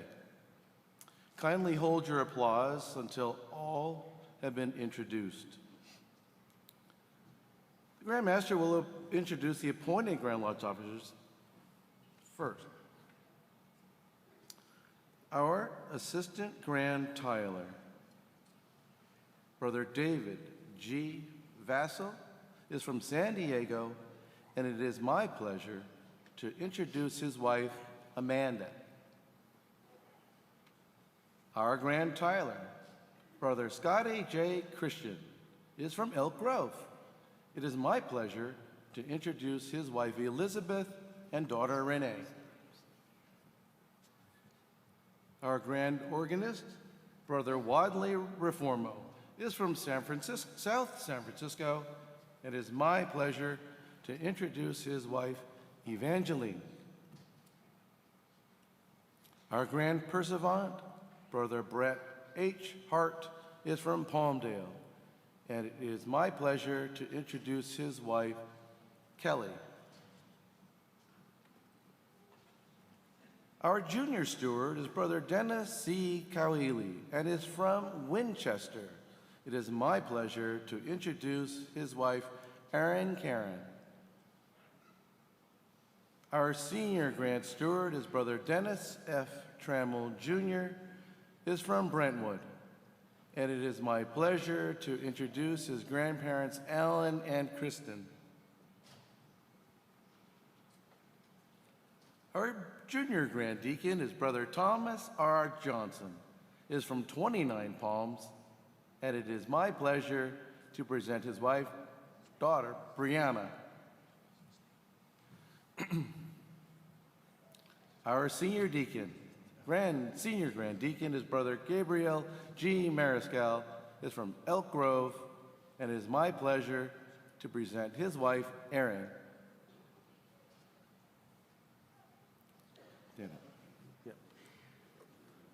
Our Grand Bible Bearer is Brother Aaron Z. Hawkins. He is from Chico. It is my pleasure to introduce his wife, Laura. Our Grand Sword Bearer, Brother John Bermudez, is from South San Francisco. Go Cal One. Our Grand Standard Bearer, Brother Romel D. Romero, is from Fullerton, and it is my pleasure to introduce his wife, Anna, and his guests, Roy and Gabby. Our Grand Marshal is Brother Albert S. Kua, is from Daly City, and it is my pleasure to introduce his wife, Carolyn. Our Assistant Grand Secretary is Brother Jordan T. Yelnick, and he is from San Francisco. Our Grand Orator is Brother David Y. Okamoto. He is from Tracy, and it is my pleasure to introduce his wife, Fern. Our Assistant Grand Lecturer of Division 10, Brother Charles D. DiMano, is from Hanford, and it is my pleasure to introduce his wife, Elizabeth. Our Assistant Grand Lecturer from Division 9 is Brother Russell E. Hennings, and he's from Rancho Santa Margarita. And it is my pleasure to introduce his wife, Chrissy, their children, Acacia and Jack, and his parents, Jack and Deborah.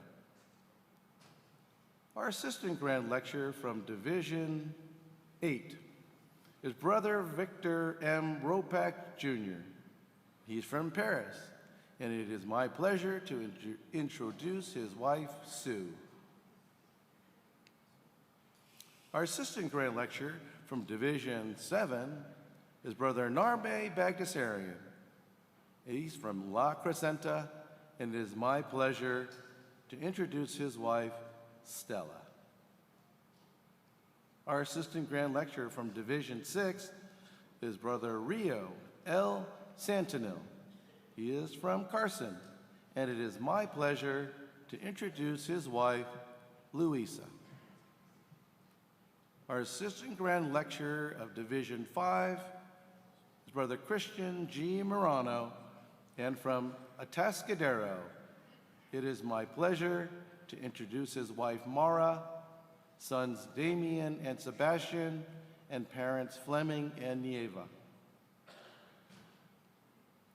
Our Grand Lecturer from Division 4, Brother Jairo J. Gomez, Jr., is from Elk Grove, and it is my pleasure to introduce his wife, Stacy. Our Assistant Grand Lecturer from Division 3 is Brother Adam J. Hannon, and is from Pleasant Hill. And it is my pleasure to introduce his wife, Melina, and his daughter, Ariana. Our Assistant Grand Lecturer of Division 2 is Brother Corey P. Leedy, and he is from Lincoln. And it is my pleasure to introduce his wife, Jennifer, daughter, Cassandra, her boyfriend, Kirby, son, Peyton, and his girlfriend, Jenny. Our Assistant Grand Lecturer of Division 1, Brother Gary D. Sparks, is from Fairfield, and it is my pleasure to introduce his wife, Anna. Our Grand Chaplain is Brother G. Michael Wilson from Walnut Creek. It is my pleasure to introduce his wife, Betty, son, Michael, in-laws, Craig and Mary, nephew, Keith, and grandniece, Savannah. Our grand lecturer is Brother Matthew S. Vanderhorst. He's from Lakewood, and it is my pleasure to introduce his wife, Kimberly. Oh, and his sons, Raiden and Marcus. Our Grand Secretary, Brother Alan L. Casselou, Super Grand Secretary, is from San Francisco. It is my pleasure to introduce his husband, Billy. Our Grand Treasurer, Brother Stephen L. Yeffa, is from Wilton, and it is my pleasure to introduce his wife, Stacy, Father Leslie, and son, Dan. Let's have a round of applause for these Grand Lodge officers and their families.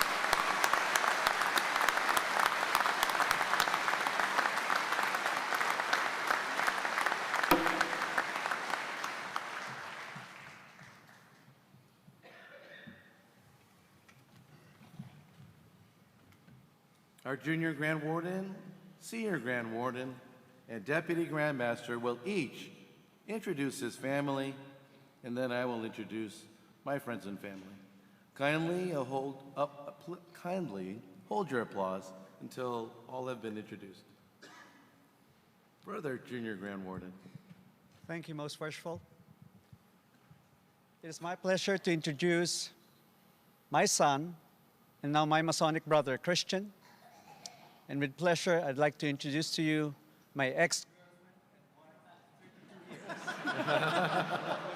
Sandra.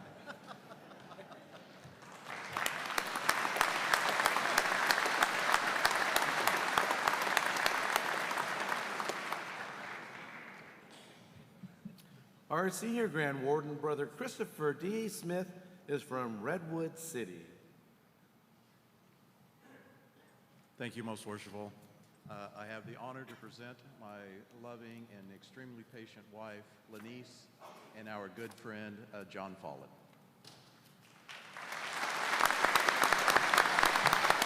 Thank you, Brother Senior. Our Deputy Grand Master, Brother Ara Maloyan, is from Pasadena. Most Worshipful, it is my honor to introduce my soulmate, Sosei again.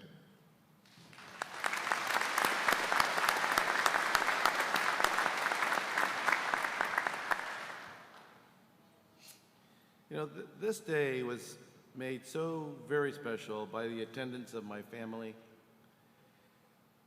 I'd really like to thank my lovely wife, Jo May, without whose love and support and friendship, I would be unable to serve our craft. Jo May, you are my foundation and my strength. And I'm honored to have you by my side.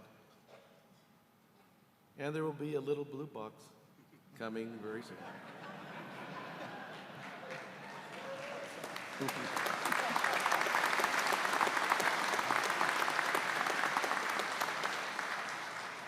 I should have, I kind of misspoke. It shouldn't say little blue box. It'll be big blue box. I would also like to introduce the rest of my family who are here with us today. And our sons Curtis and Nicholas with his girlfriend, significant other, Isabella, and my brother-in-law, Brett, and my sister is unable to be with us today, but I know she's viewing us online. So, Lauren, thanks for being online.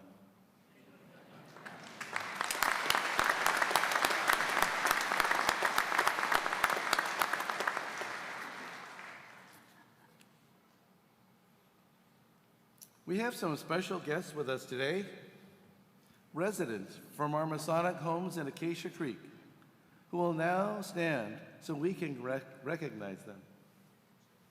Will our residents of Masonic homes in Covina and Acacia Creek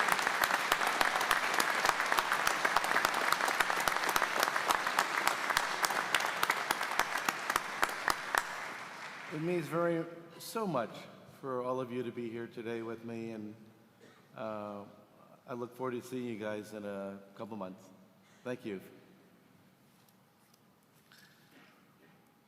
We are blessed with the most phenomenal staff throughout our operations, and I ask all of the members of our staff, please stand, including those of the Grand Lodge, the California Masonic Foundation, Acacia Creek, Masonic Homes of California. Please stand. Everyone, please. Thank you.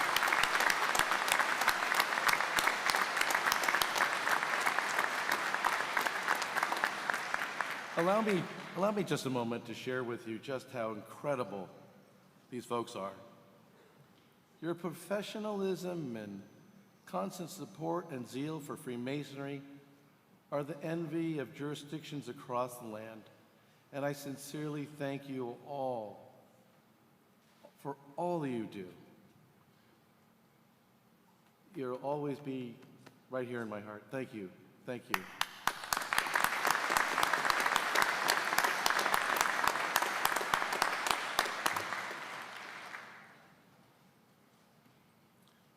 It is also my great pleasure to recognize the past Grand Masters of our Grand Lodge and their significant others who will now stand for recognition. Thank you, brothers, for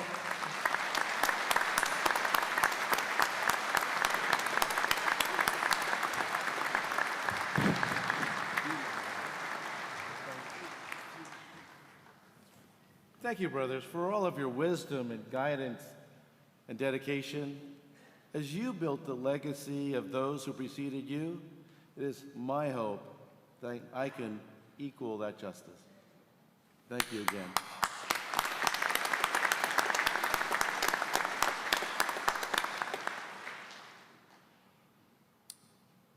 Brother Grand Marshal,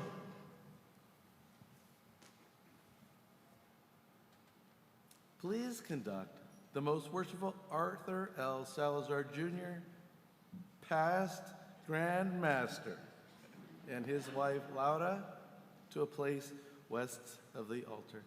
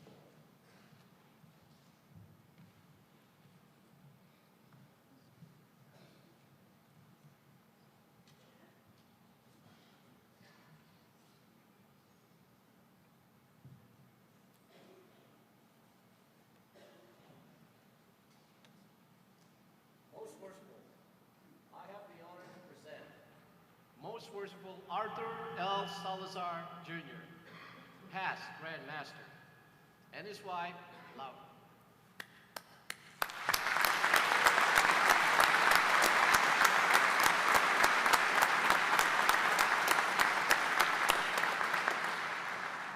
Most Worshipful Art and Laura, it is really my pleasure to welcome you for the first time to your Grand Lodge as a past Grand Master.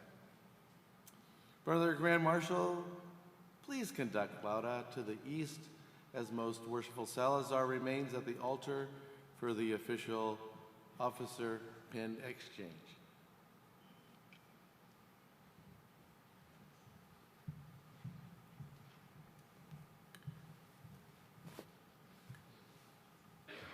Oh, Brother Deputy, Brother Senior and Junior Wardens, would you join me at the altar, please?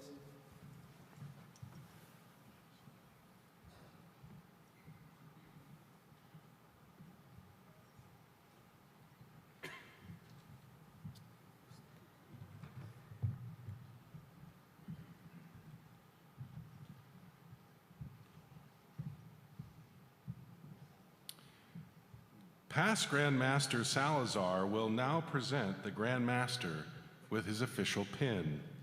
The Grand Master's pin consists of the square and compass with the quadrant and a sunburst in the center as a symbol of morality, truth, and integrity.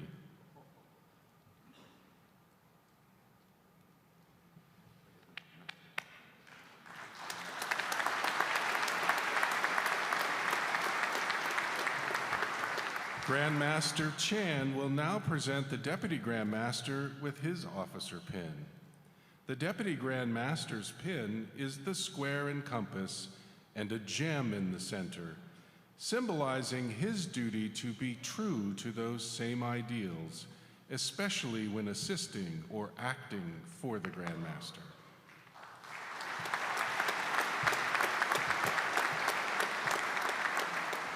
The Deputy Grand Master will now present the Senior Grand Warden with his officer pin.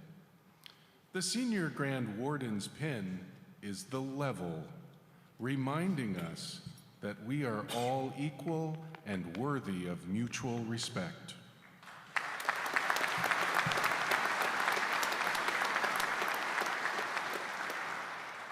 The Senior Grand Warden will now present the Junior Grand Warden with his officer pin.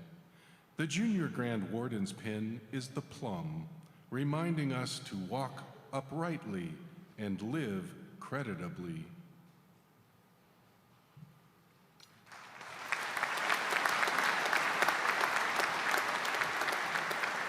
As the officers return to their stations, the Grand Master will conduct our immediate past Grand Master to the east for further presentations.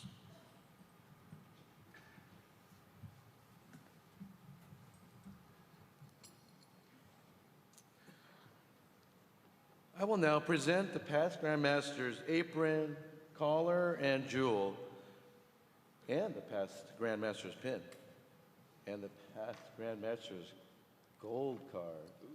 That'll get you in exactly nowhere. Oh my gosh. Here we go.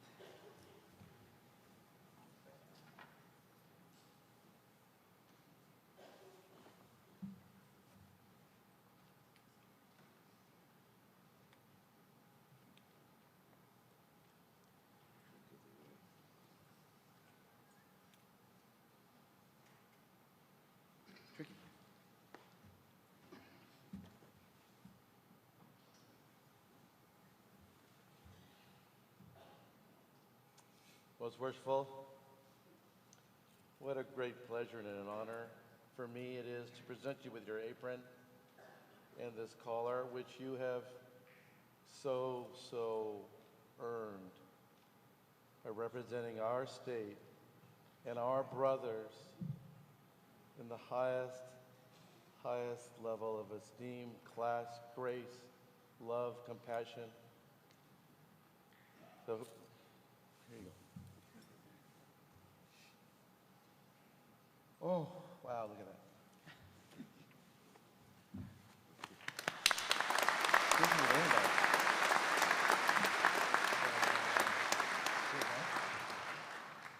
Name badge? Card? We'll send them in the mail to you. Sure. No, All right. no, I'm kidding. Just kidding. It's yours somewhere. We'll get it. Okay. It's in there. You know where to find me. Okay. Yeah. I'd like to call on my wife, Jo May, to assist me in presenting a gift to our First Lady, former First Lady, Laura.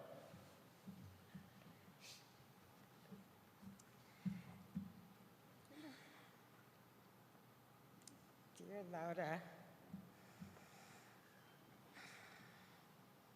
you've been such a wonderful friend, confidant, an amazing First Lady. I'm so proud of you and all that you've done this past year, and especially your commitment in the last 4.5 years. I'm honored to call you my friend, and I am so proud of you to continue on your journey with art in the future. Thank you for your support and love all these years. And I look forward to being still friends with you and for all your support. Thank you. Thank you.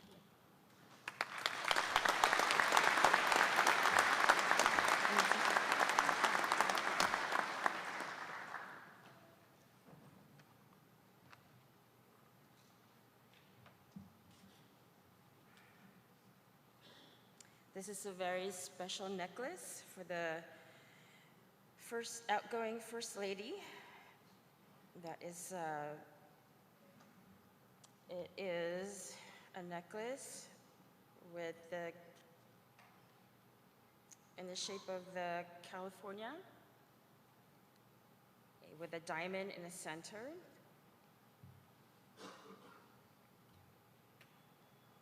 Thank you. Can I put it on you? No, okay. I also have a gift for Jermaine. It's the First Lady of California pin. Please treasure it and take care of it. I know you will carry it with dignity and know that it represents all the First Ladies of California, but also all the great state that we have, enjoyed in the Masonry family. So here you go.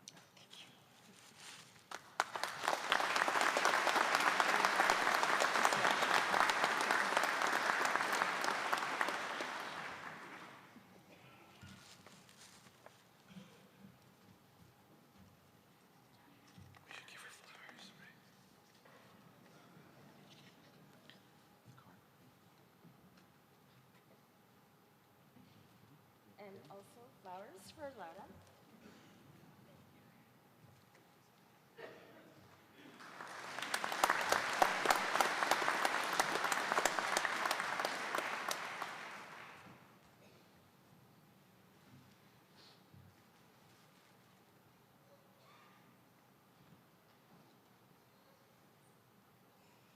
That FedEx is really quick. Yeah. Your past Grand Master's card. Thank you. And if I may, I'd like to present you with this, oh my gosh, screwed up. Past Grand Master's pin. Let's see, what is it? Let's help if I get it off. It's a long thread on here.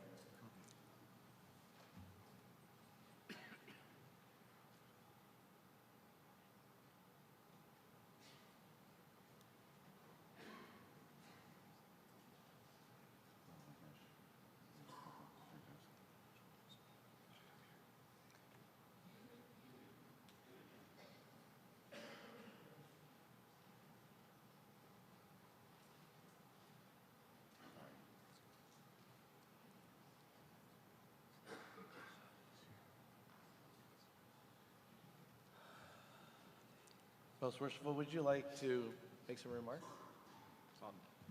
Thank you, Grand Master. That sounds good.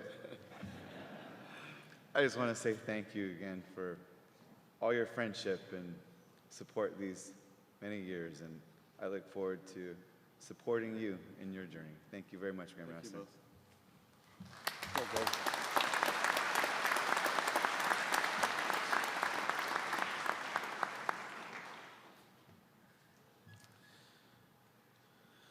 Thank you, Jermaine. Brother Grand Marshal, would you please conduct the Salazars to their seats?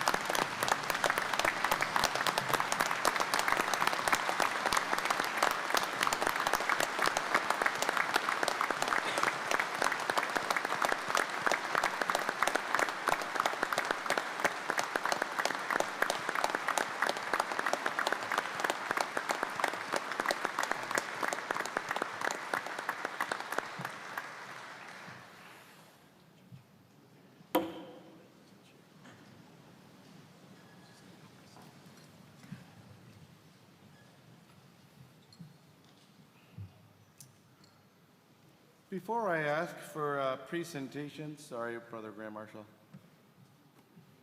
He's blinded.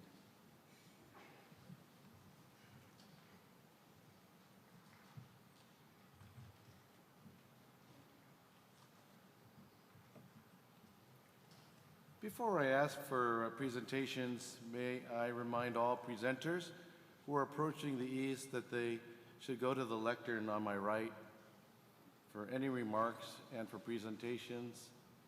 So now if there are any presentations, please arise.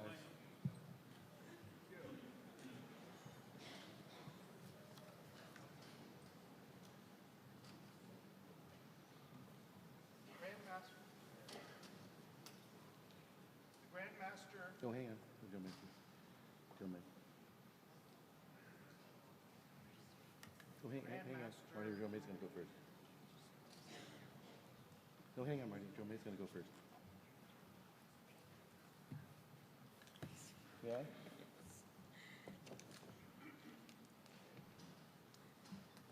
My dearest Garrett,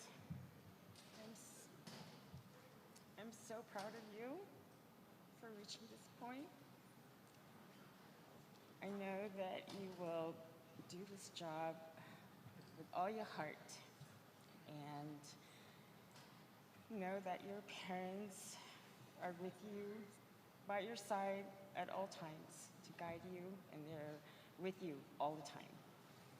Here's a gift that we commissioned Scott Christian to make. Here, take it out.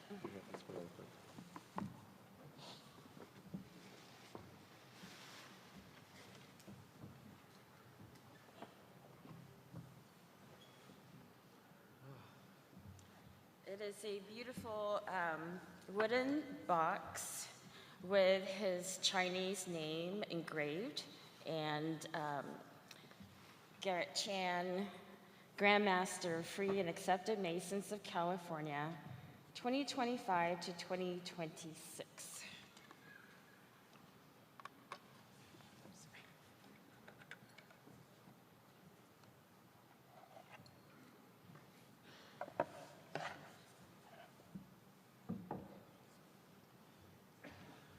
Thank you, dear Curtis, Nicholas. This is beautiful.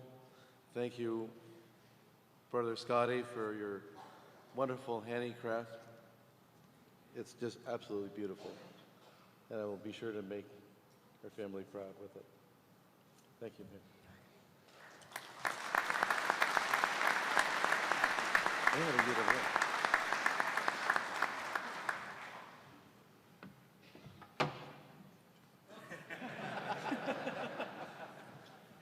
I really should show more respect to this, because this gavel has lasted since 19, and don't say I was not born yet, 1978. When my dad made this gavel for me when I went as Master Counselor of San Francisco chapter way back when. And when, yeah.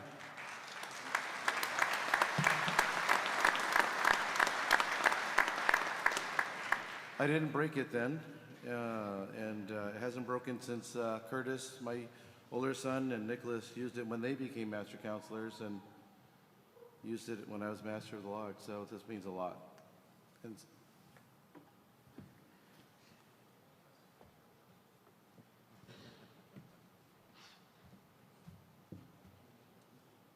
the Grand Master of the Grand York Lodge of Mexico, the Most Worshipful Fermin Rodriguez.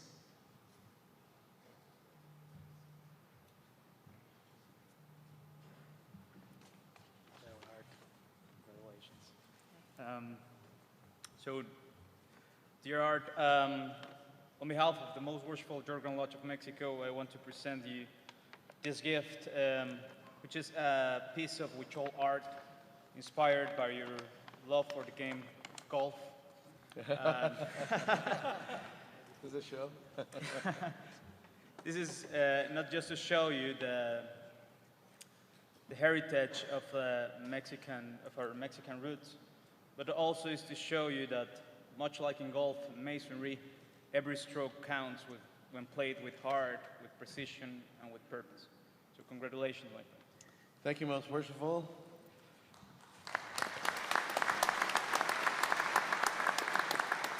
I can assure you this will make many strokes. It's beautiful. That's beautiful.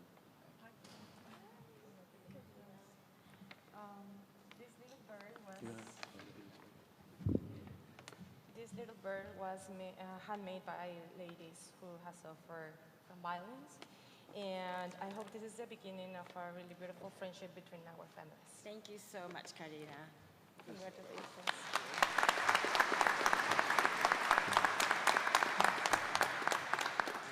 Thank you so much. Beautiful. The past Grand Master of the Grand Lodge of China, the Most Worshipful Dennis Liao.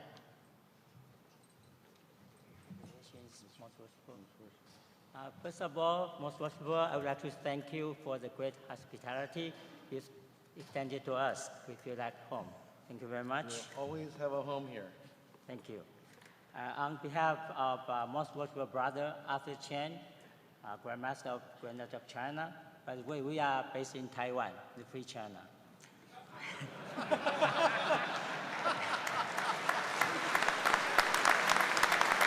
We would like to, thank you. We would like to extend to you, present to you this very special plaque. Actually, we take your name, Garrett, which in English means attic, I suppose. Yes, okay. Yeah. And then your Chinese name, Yongchang, which means eternal light. So putting them together, we come up with this 美声之光, translated as beacon of the light, of the craft, beacon of the craft. So may the Grand Lodge thrive under your great leadership. Thank you, Most Worshipful. It is so great to have you here with us, representing Most Worshipful Arthur Chen. Please extend and bring back to him my heartiest greetings and love and continued success for him during his term. Yeah, Thank you very much. Thank you very much. Thank you very much, my friend. Beautiful. The Master of the Lataro Lodge under dispensation from the Grand Lodge of California, the Worshipful Master, Guillermo Jerez. Worshipful Master. Worshipful Master. Most Worshipful, it's a new tradition in our lodge to invest every new Grand Master with the most ancient and secret degree, the Water Buffalo degree. Please accept this, yes. Accept this gift as a token of our loyal order. Thank you so much. Oh my gosh. It's great, yeah.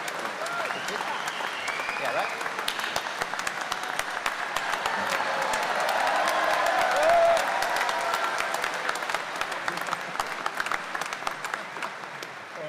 Congratulations. Thank you so much. Congratulations. Thank you, Worshipful. All the best to you. Congratulations. Wow. Yeah. Highest. Yes, the highest. Wow. From the Chinese Acacia Club, the President, Fortune Chua, and Vice President, Alan Chan.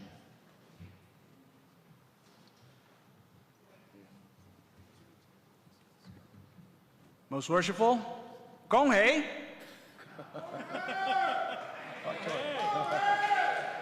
On behalf of the Chinese Acacia Club, our brethren always remember that we need to refresh ourselves. So we have a new wage now. Instead of wine, we have a nice cognac for your refreshment. Most Worshipful. You guys know me too well. Thank you, Fortune. Oh my God. Thank you. And to go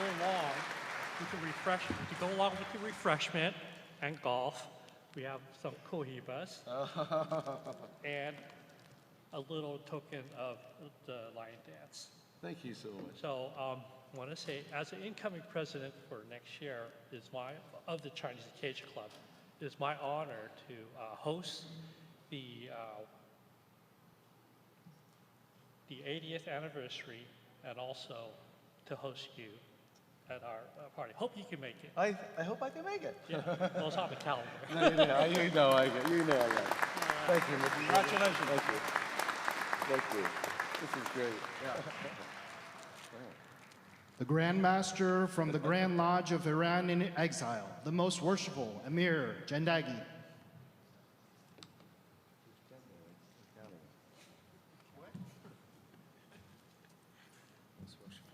Most worshipful.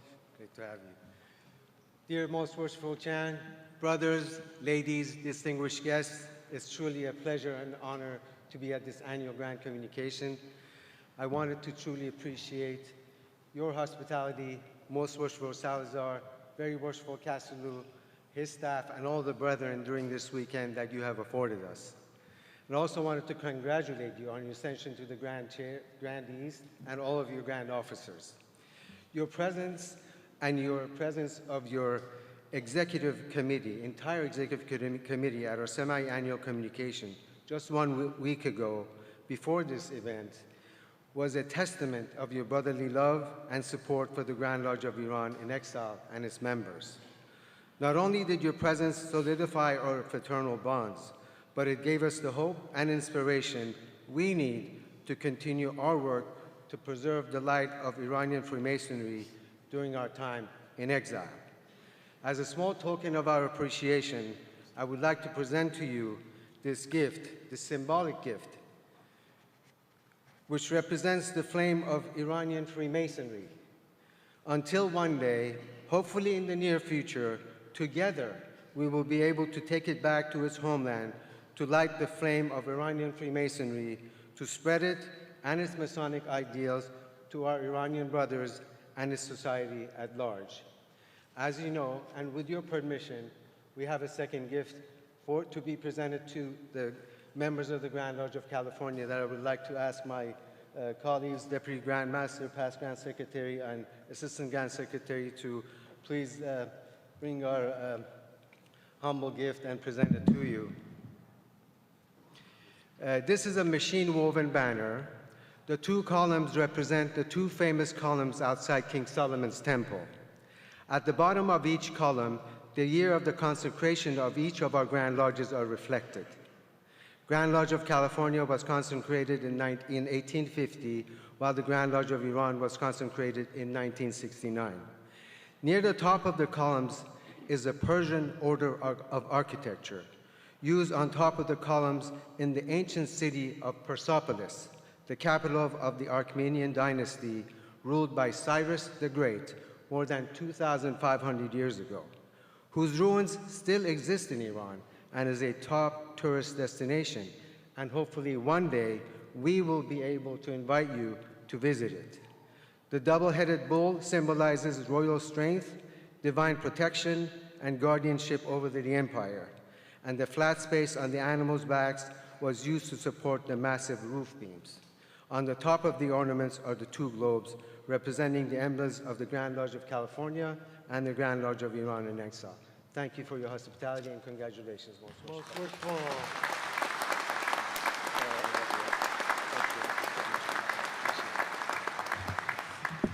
On behalf of the Grand Lodge of California, I humbly accept and express our sincere appreciation for your beautiful, beautiful gift that we will treasure forever. And yes, one day I know that many of us will join you when that day comes. Thank you. Thank you, Most Worshipful. Thank you, brother. Thank you.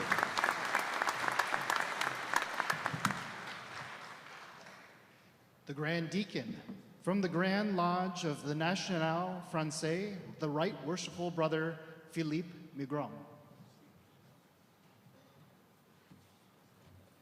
Most worshipful, it's a pleasure to see you today. On behalf of the Grand Lodge Nationale Française and its Grand Master Yves Penn, I present to you this plaque commemorative of the foundation of the Grand Lodge Nationale Française with 1913. And some of the brothers in France, who are not very kind, they tell me that I was there. That's false. Oh, no, that is not true. Bonjour, I should say. Yes. And thank you very much for this beautiful, beautiful piece of artwork. An absolute work of art. Thank you so much. Thank you.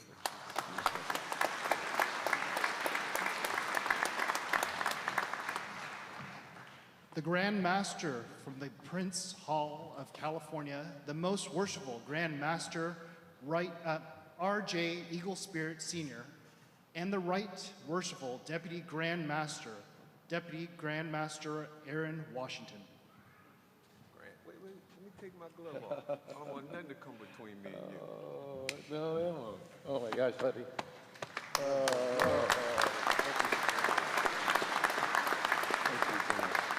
But since I brought my deputy, and I'm the Grand Master, was the Deputy Grand Master, didn't like to talk a lot, I'm gonna let him do all the talking. Deputy. Most worshipful. How are you? There you go. On behalf of the Most Worshipful Prince Hall Grand Lodge Free and Accepted Masons of the State of California Incorporated, where the Honorable Robert J. Eagle Spirit Sr. serves as our 58th Most Worshipful Grand Master, we want to present you with a custom set of our rituals, which contains the secrets of Masonry, the location of the national treasure, as well as the next 5 Super Bowl champions. So, there you go. Oh my God, Terry. Thank you. That's beautiful. Oh, you bet. You bet. Thank you. Past Grand Master from the Grand Lodge of Alberta, the Most Worshipful Chris Uckman. Most worshipful. Most Worshipful Brother Garrett, first time I get to call you that. It is indeed an honor, a privilege, and a pleasure to be here today to witness your ascension to the Grand East. It's a humbling experience, and I know you'll do a fantastic job. I brought a little token from Alberta. It's a bottle of Tabor corn bourbon. Tabor's a small little town in southern Alberta that's famous for the best corn in the world. And we believe that this made it one of the best bourbons. I remember sitting with you in Edmonton at our annual communication. We had a couple old fashions. So I thought this would be an ideal moment of solitude one day when you just need a break and you can think of us.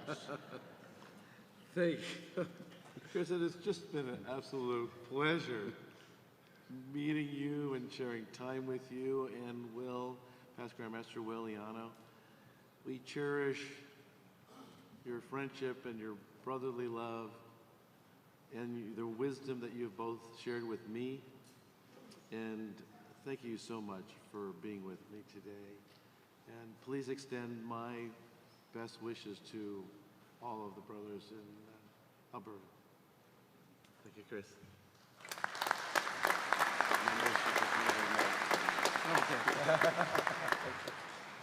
The Grand Master from the Grand Lodge of Manitoba, the Most Worshipful Ray Galapano. Most worshipful. I have to read. Most Worshipful Grand Master, it is a great honor and privilege to stand before you today, representing the Grand Lodge of Manitoba and bringing with me the warm fraternal greetings and brotherly love from all the brethren back home.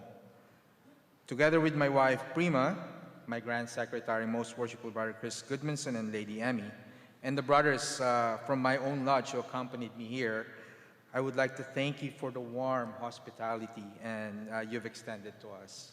It truly makes every visitor feel at home among brethren. I would like to extend my heartfelt congratulations also to Most Worshipful Brother Salazar for a successful year. And I wish you and your officers a successful and fruitful Masonic year. As a token of our friendship and brotherly love, I would like to present to you this pocket jewel in commemoration of our 150th anniversary, and also a special edition of our magazine, Masonry in Manitoba. And the same thing is a celebration for our 150th anniversary. It is truly a pleasure and a privilege to meet you throughout our travels in BC and Alberta, and it was a pleasure. And I look forward to seeing you again in your travels throughout the continent. Again, congratulations. Most worshipful, thank you so much for being here with us and enjoying our hospitality. We love having visitors. We love seeing you guys. Yes. And it's been a pleasure for both Joe May and I to meet you and spend time with you and Prima and time with your brothers. Yes. So please bring back my highest regards and success to your brothers. Yes, I will. Thank you. Thank you.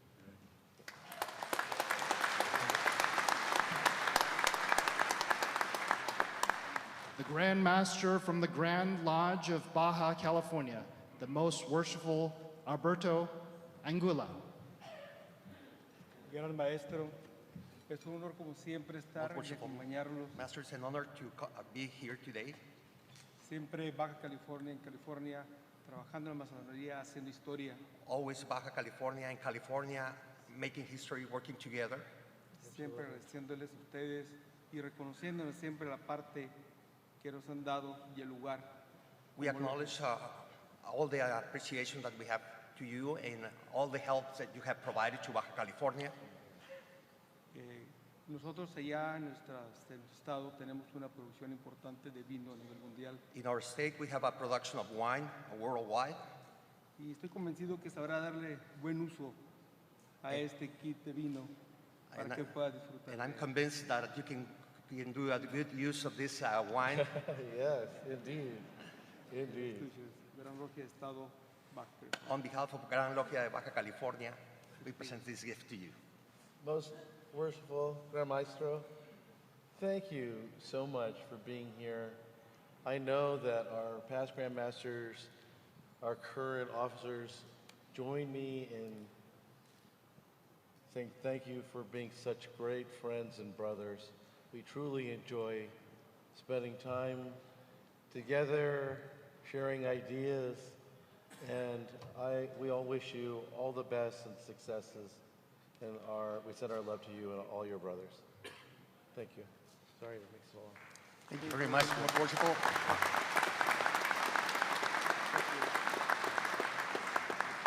Before they go, I would also like to mention that Most Worshipful is also a member of the California Grand Lodge. Yeah. So My Grand Master. he's also a member of our Grand Lodge. So Polaris del Rey Salomon. Yeah. Yes. Thank you. Oh, thank you. Thank you very much. All right. The Master of Royal Street Lodge number 896, the Worshipful Nathan Williams. Worshipful, Most Worshipful. Last year, I had the pleasure of presenting Most Worshipful Salazar with the very first bottle of the very first year of the Grand Master's Jewel. This year, I have the pleasure of presenting you the first bottle of the second year of the Grand Master's Jewel, which $15 of every bottle sold will go to the Masonic charity of your choice. And we look forward to having it available to brothers at the leadership conferences. Oh my gosh. Worshipful, thank you so much. I know that Most Worshipful Salazar appreciates all of your efforts and work and the beautiful production of wine that has been created for his year. And I am also so grateful for your desire to continue supporting our charities through your wine. And I am just truly grateful. Thank you for continuing your support. This is a beautiful, hand-engraved box, and it's called the Grand Master's Jewel. It has my name and our pin. Yeah. So thank you very much. Thank you, Most Worshipful. Thank you very much.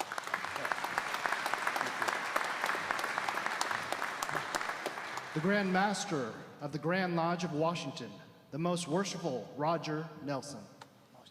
Most worshipful. Dearest Most Worshipful, on behalf of My Lady Martha and the Masonic families of the Grand Lodge of Washington, we bring you congratulations and best wishes for a wonderful year. We also bring you gifts, although given the admonitions from my dear friend and your golfing buddy, Most Worshipful Steve Martin, given your great propensity to shank to the left, I would have been much kinder to bring you a pallet of golf balls. But nonetheless, I bring you one of 50 signed lithographs. Information without action is just entertainment. And this is a print called The Plumb Line in the Hand of Zerubbabel, and it demonstrates the fine work that you are doing, not just planning, but building. Thank you for the Most fine work that worshipful. you're doing. Absolutely. Thank you so much. Oh my God. Thank you. And these are gifts for Joe May from Lady Martha. Okay, thank you. Congratulations. Thank you. Wow. I do need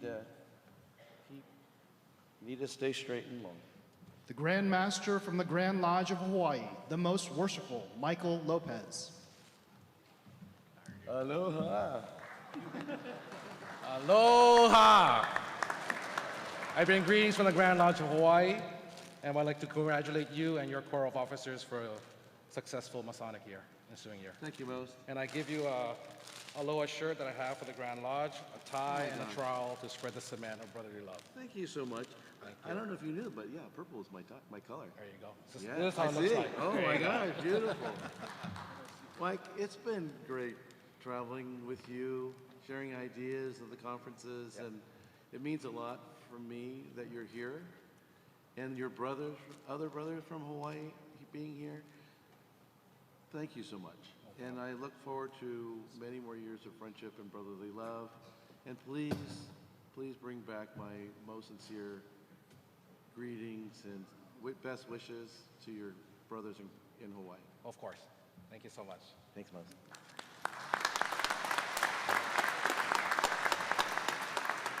Representing the Most Worshipful Mike Hoskins and First Lady, the Grand Lodge of Alaska, the Senior Grand Warden, Right Worshipful John Barnett. Right, worshipful.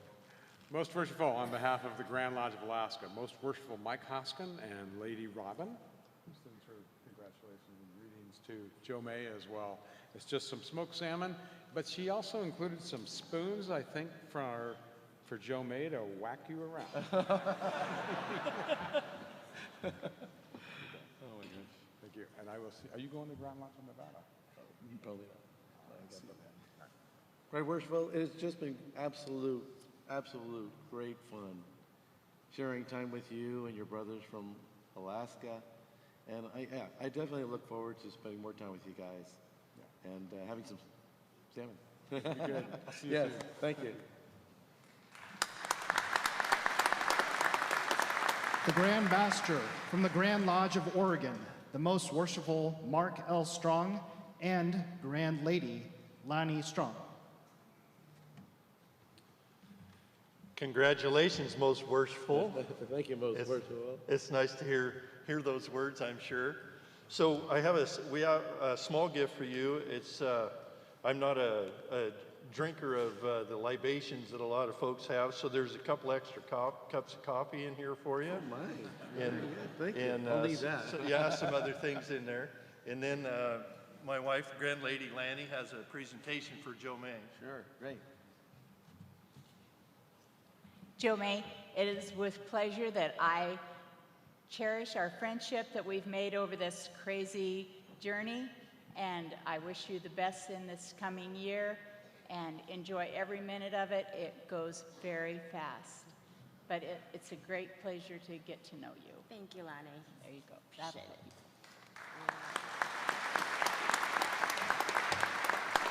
And most worshipful, I'd like to thank you on behalf of all of our Oregon contingency here that for all your hospitality and kindnesses and the things that we get to do and share stories with you guys. So thank you very much, Most Worshipful. Most Worshipful, it's just been a pleasure getting to know you and your Corps of Officers and Most Worshipful Best and Craig Sepp. Everywhere we've gone, we've had a great time. and we share ideas and other things. We just truly appreciate and love our connection with you guys. And we really appreciate you coming. Please send my best regards and best wishes to all of your brothers in Oregon on behalf of Grand Lodge, California. Most certainly, and it's always fun to see what you guys are arguing about in legislation, because we've either already done it or are thinking about it. Peace and heart. Thanks, Mark. The representative from the Provisional Grand Orient of California, the Most Worshipful Natalie Volker.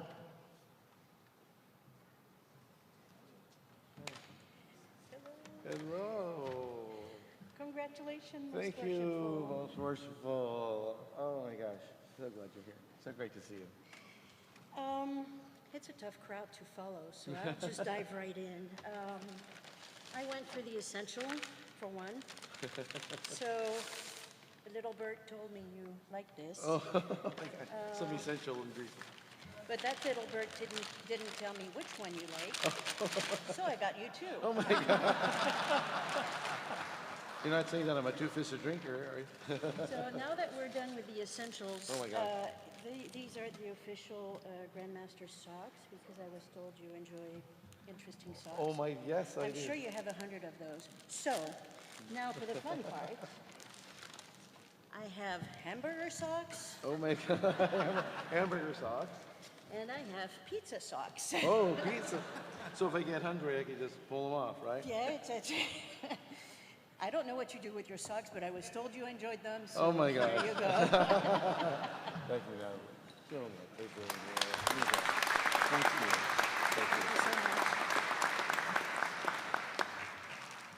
And Most Worshipful, we have two people that are viewing by live stream.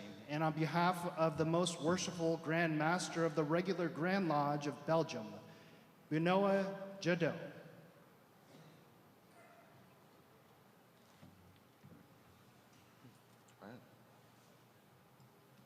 Thank you. They are viewing from on live stream. Thank you, thank you, thank you. And on behalf of the Most Worshipful Grand Master of the Grand Lodge of Spain and their representative to California, Tejama Sivald Aye.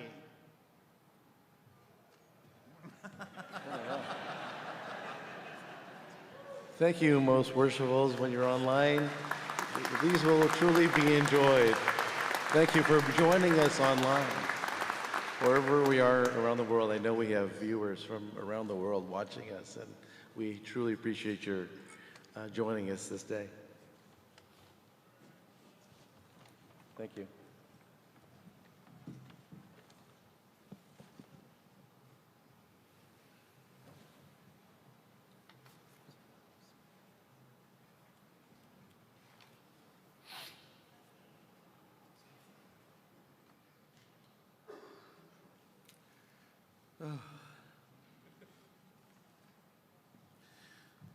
A couple other thank yous that I'd like to make at this point is to,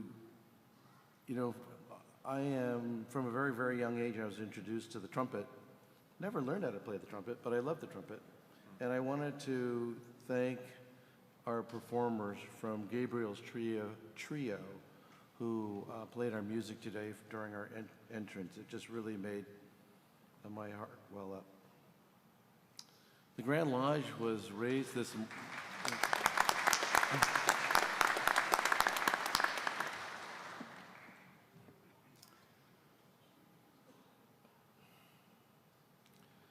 This morning, Grand Lodge was raised by my two sons, Curtis and Nicholas. And I just want to tell you guys that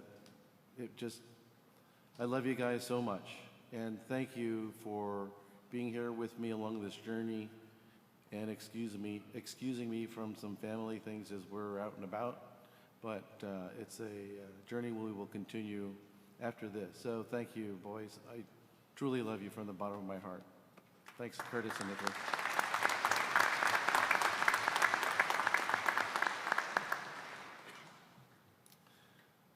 I don't know. I can't thank these guys enough. the most worshipfuls that installed me this evening, most worshipful Stu and I worked together on the boards in the past, and I was so honored to be able to serve with you as Grand Bible Bearer, and I truly appreciate the confidence that you have given me over the years of love and friendship. Thank you so much for being here and agreeing to preside. It's so important to me. Thank you.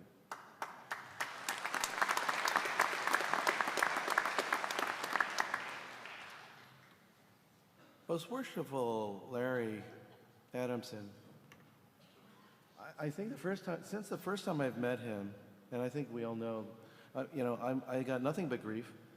I'm kidding. So Larry has been like so supportive, and they've given me so many great ideas and advice. And this is from when I was very young, and I was just on a committee, I think. And so he just said, stop screwing around, do your job right. Most worshipful, I am so grateful for your years of wisdom and advice and friendship and love. And I deeply appreciate it. Thank you.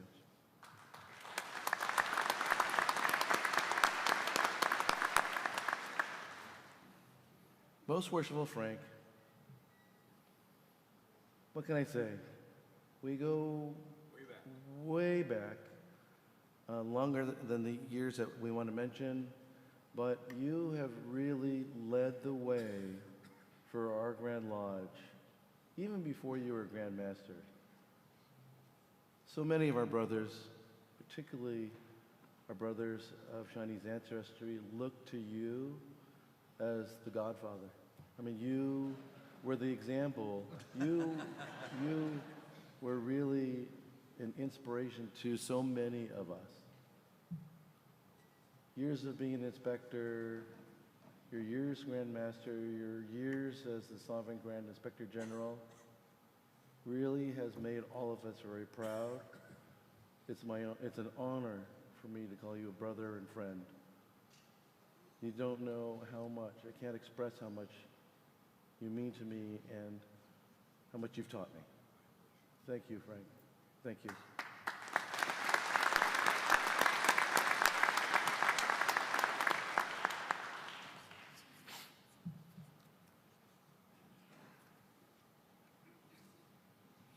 Oh.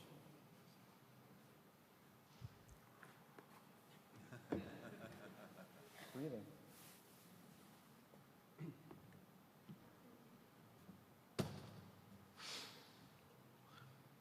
I wrote good morning, and I'm not sure why, but I should say good afternoon, everybody.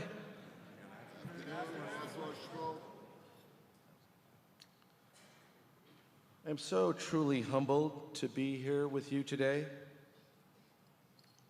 As I look out at all of your smiling faces, I see not just friends and brothers, but a family that has lifted me up every step of the way.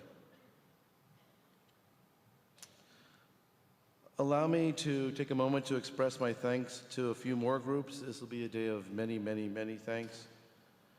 All the past Grand Masters, I thanked you. Hopefully I will continue to thank you till the day I die for all of the knowledge and wisdom and advice that you have given me, for all the confidence that you have given me over the years, appointing me to committees and boards. So for all of those, I am eternally grateful to all of you. To all the brethren in lodges, all of you, and brethren online around the world, thank you for your continued confidence and support. Your active participation in spreading the light of Freemasonry, practicing charity, and fostering true peace and harmony in our lodges is the very heart of our fraternity. Your confidence in me has been an incredible strength, and you've taught me the true meaning of brotherhood and the trust you have placed in me is a responsibility I take very seriously. I will strive every day to live up to the high standards and values and principles of our fraternity and to honor your faith in me. I'd like to express my thanks and excitement to the newly installed Grand Lodge officers and inspectors, all the inspectors out there. Thank you all for your commitment of time and energy and expertise in assuming the leadership roles this year and continually promoting our Masonic principles. I truly look forward to working with all of you, brothers, and thank you so much for accepting your roles. I'd also like to thank and recognize the retiring Grand Lodge officers and inspectors. This last year has truly been an exceptional year, and it's been an honor serving with you, with our Grand Master, Most Worshipful Art. And I am truly grateful for your hard work and service this year. A couple of our retiring officers have some special meaning, and one of them, and the first one I'd like to acknowledge, is Worshipful Steve Miller, our former grand organist who served harmoniously as grand organist for over 20 years. Thank you, Steve. I don't know where you are. I can't see you, but thank you, Steve. After 20 years, it's the first time he was ever to march in with us as Grand Lodge officer team and march out. And so, sorry it took so long.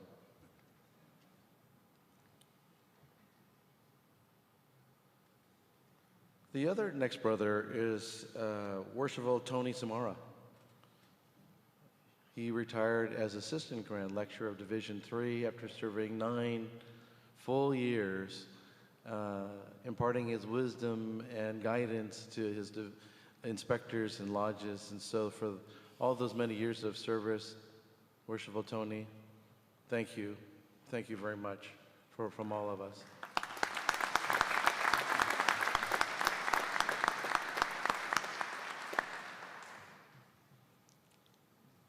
I'd like to ask all the senior DMLAs, majority members of Job's Daughters and Rainbow Girls who served with me when I was a youth order leader in the late 70s and early 80s, and maybe I shouldn't say that out loud, but would you all please rise? I know a number of you came out, all the senior DMLAs and majority members of Job's and Rainbow. Are you out? Can we see? I see some of you waving.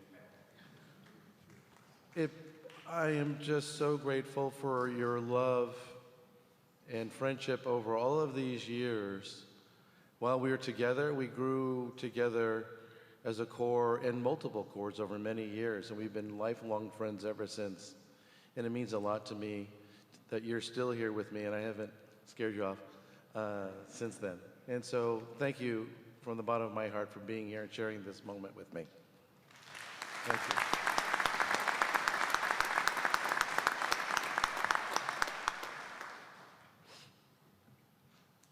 I have a kind of an extended, larger family, and I'd like to introduce and have the brothers of the Chinese Acacia Club.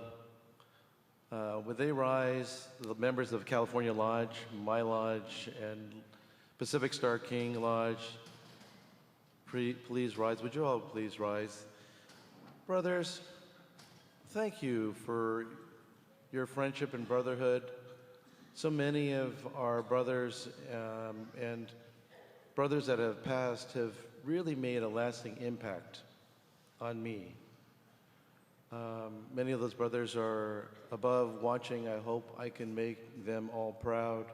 But I think of all of you, and inspires me to do better and to be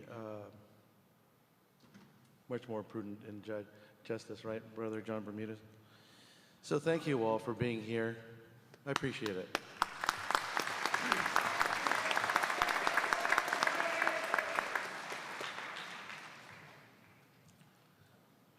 At this time, I'd like to, if you don't know, I'd like to introduce you to my theme this coming year. The theme this year and our priorities is peace and harmony.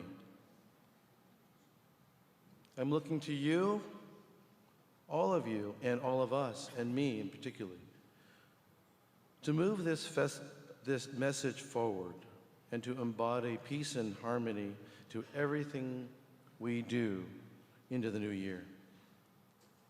Peace and harmony is not merely a slogan, but a profound call to action. Our 2050 vision statement, A World in Harmony, has guided us since 2020. And now let us focus on turning this aspiration into a reality.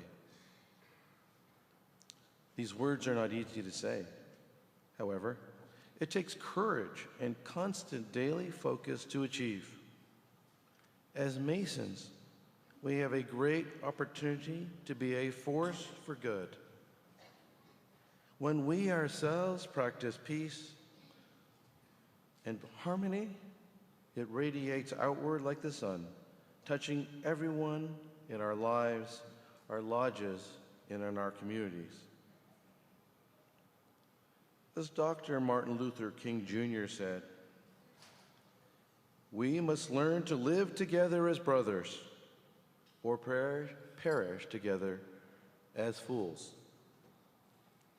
While not explicitly Masonic, this message resonates deeply with the principles of brotherly love, relief, and truth, which are fundamental to a harmonious Masonic lodge and a more peaceful world. Building on this theme, we have two integral priorities that are foundational to our work. These are supporting and growing our youth orders and to promote more community engagement through charity and service, to connecting all of our lodges to our communities. By investing our time and mentoring our youth, we secure a brighter future for our communities.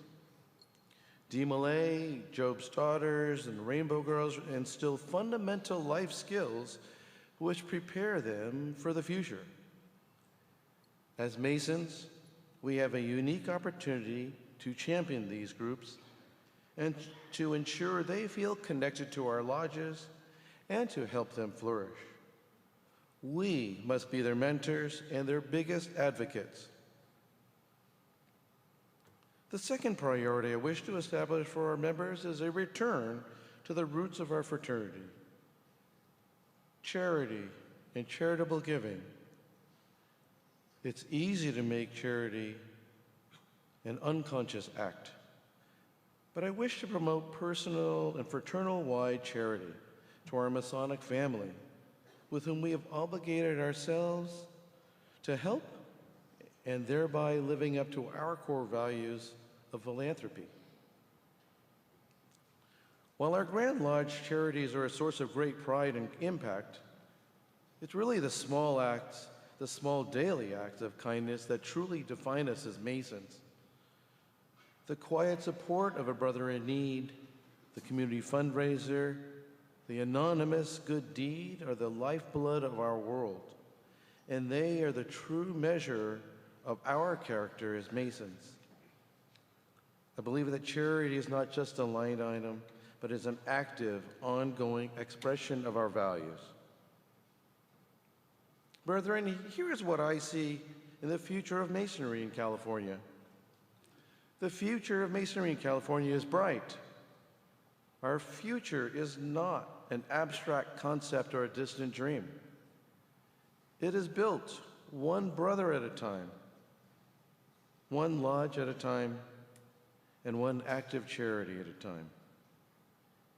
It is a future where our youth are engaged, our members are actively enjoying Masonry and true brotherhood, and our lodges are thriving centers of peace and harmony.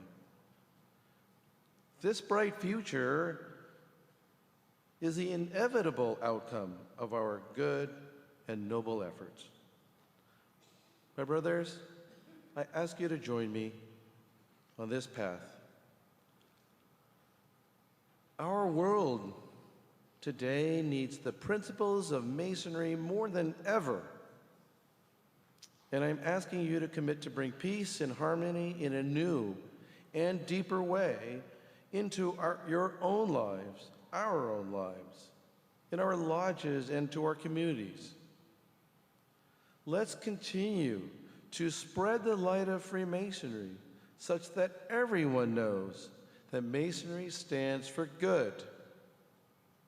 And by our own acts, may we continue to inspire all of those around us become a better person, to be more service-minded and to be more charitable. It is my hope, my brothers, that brotherly love, relief, and truth will always guide us in our daily lives and actions towards others. Please join me in that. Together, driven by our commitment to bringing peace and harmony to the world, there is no limit to what we can accomplish. Thank you.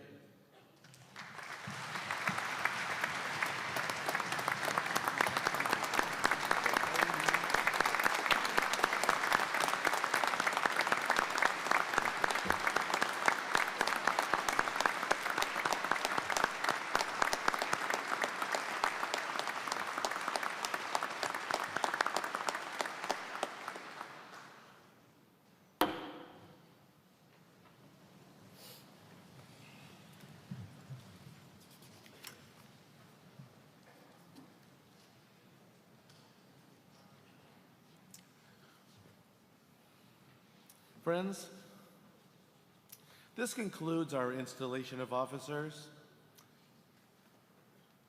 Thank you all for attending. It just means so much to me and all of our newly installed Grand Lodge officers that you are all here to support them. We can't do it without your support, and it is truly our honor as officers to serve you, our lodges and brothers. In a few moments, we will all retire. For now, give your attention to the Grand Chaplain, who will lead us in a benediction. Please rise.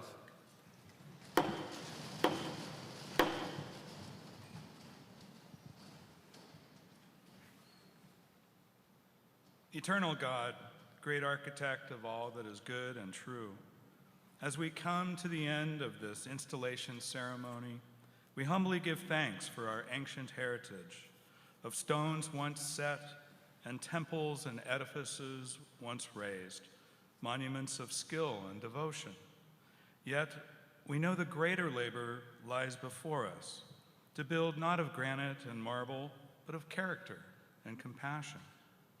We reverently ask your blessing upon these Grand Lodge officers, newly entrusted with the working tools of leadership. Inspire them to continually fashion lives that reflect the best of our gentle craft, and to guide our lodges in shaping men of wisdom, strength, and virtue. Grant that Freemasonry may extend its influence far beyond our doors, that our fraternity may uplift communities, heal divisions, and light a path for all who share your purpose. Bestow your grace upon the entire Masonic family, whithersoever dispersed. Send us forth with renewed resolve. Unite us in one fellowship of purpose, one vision of service, and one brotherhood of love. May peace and harmony prevail. Amen. So would it be.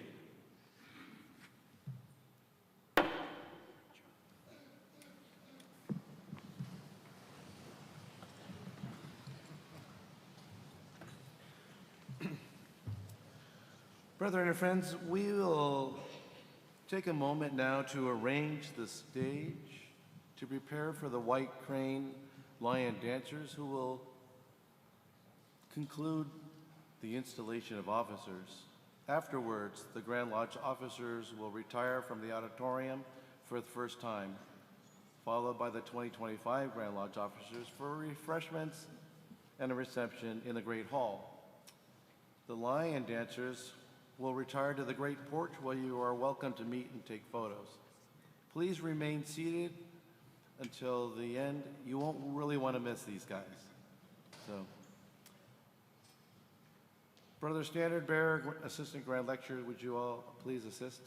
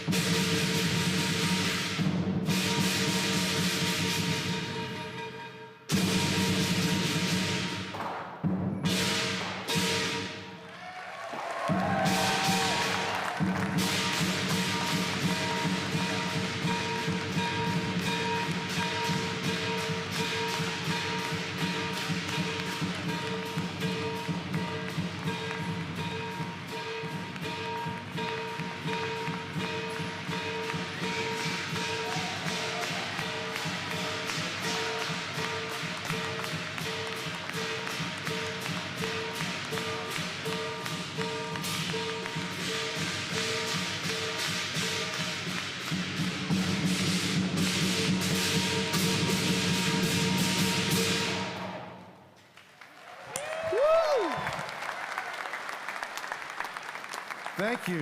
Thank you so much for that. The 2025-2026 Grand Lodge officers will retire now for the first time from the Grand Lodge.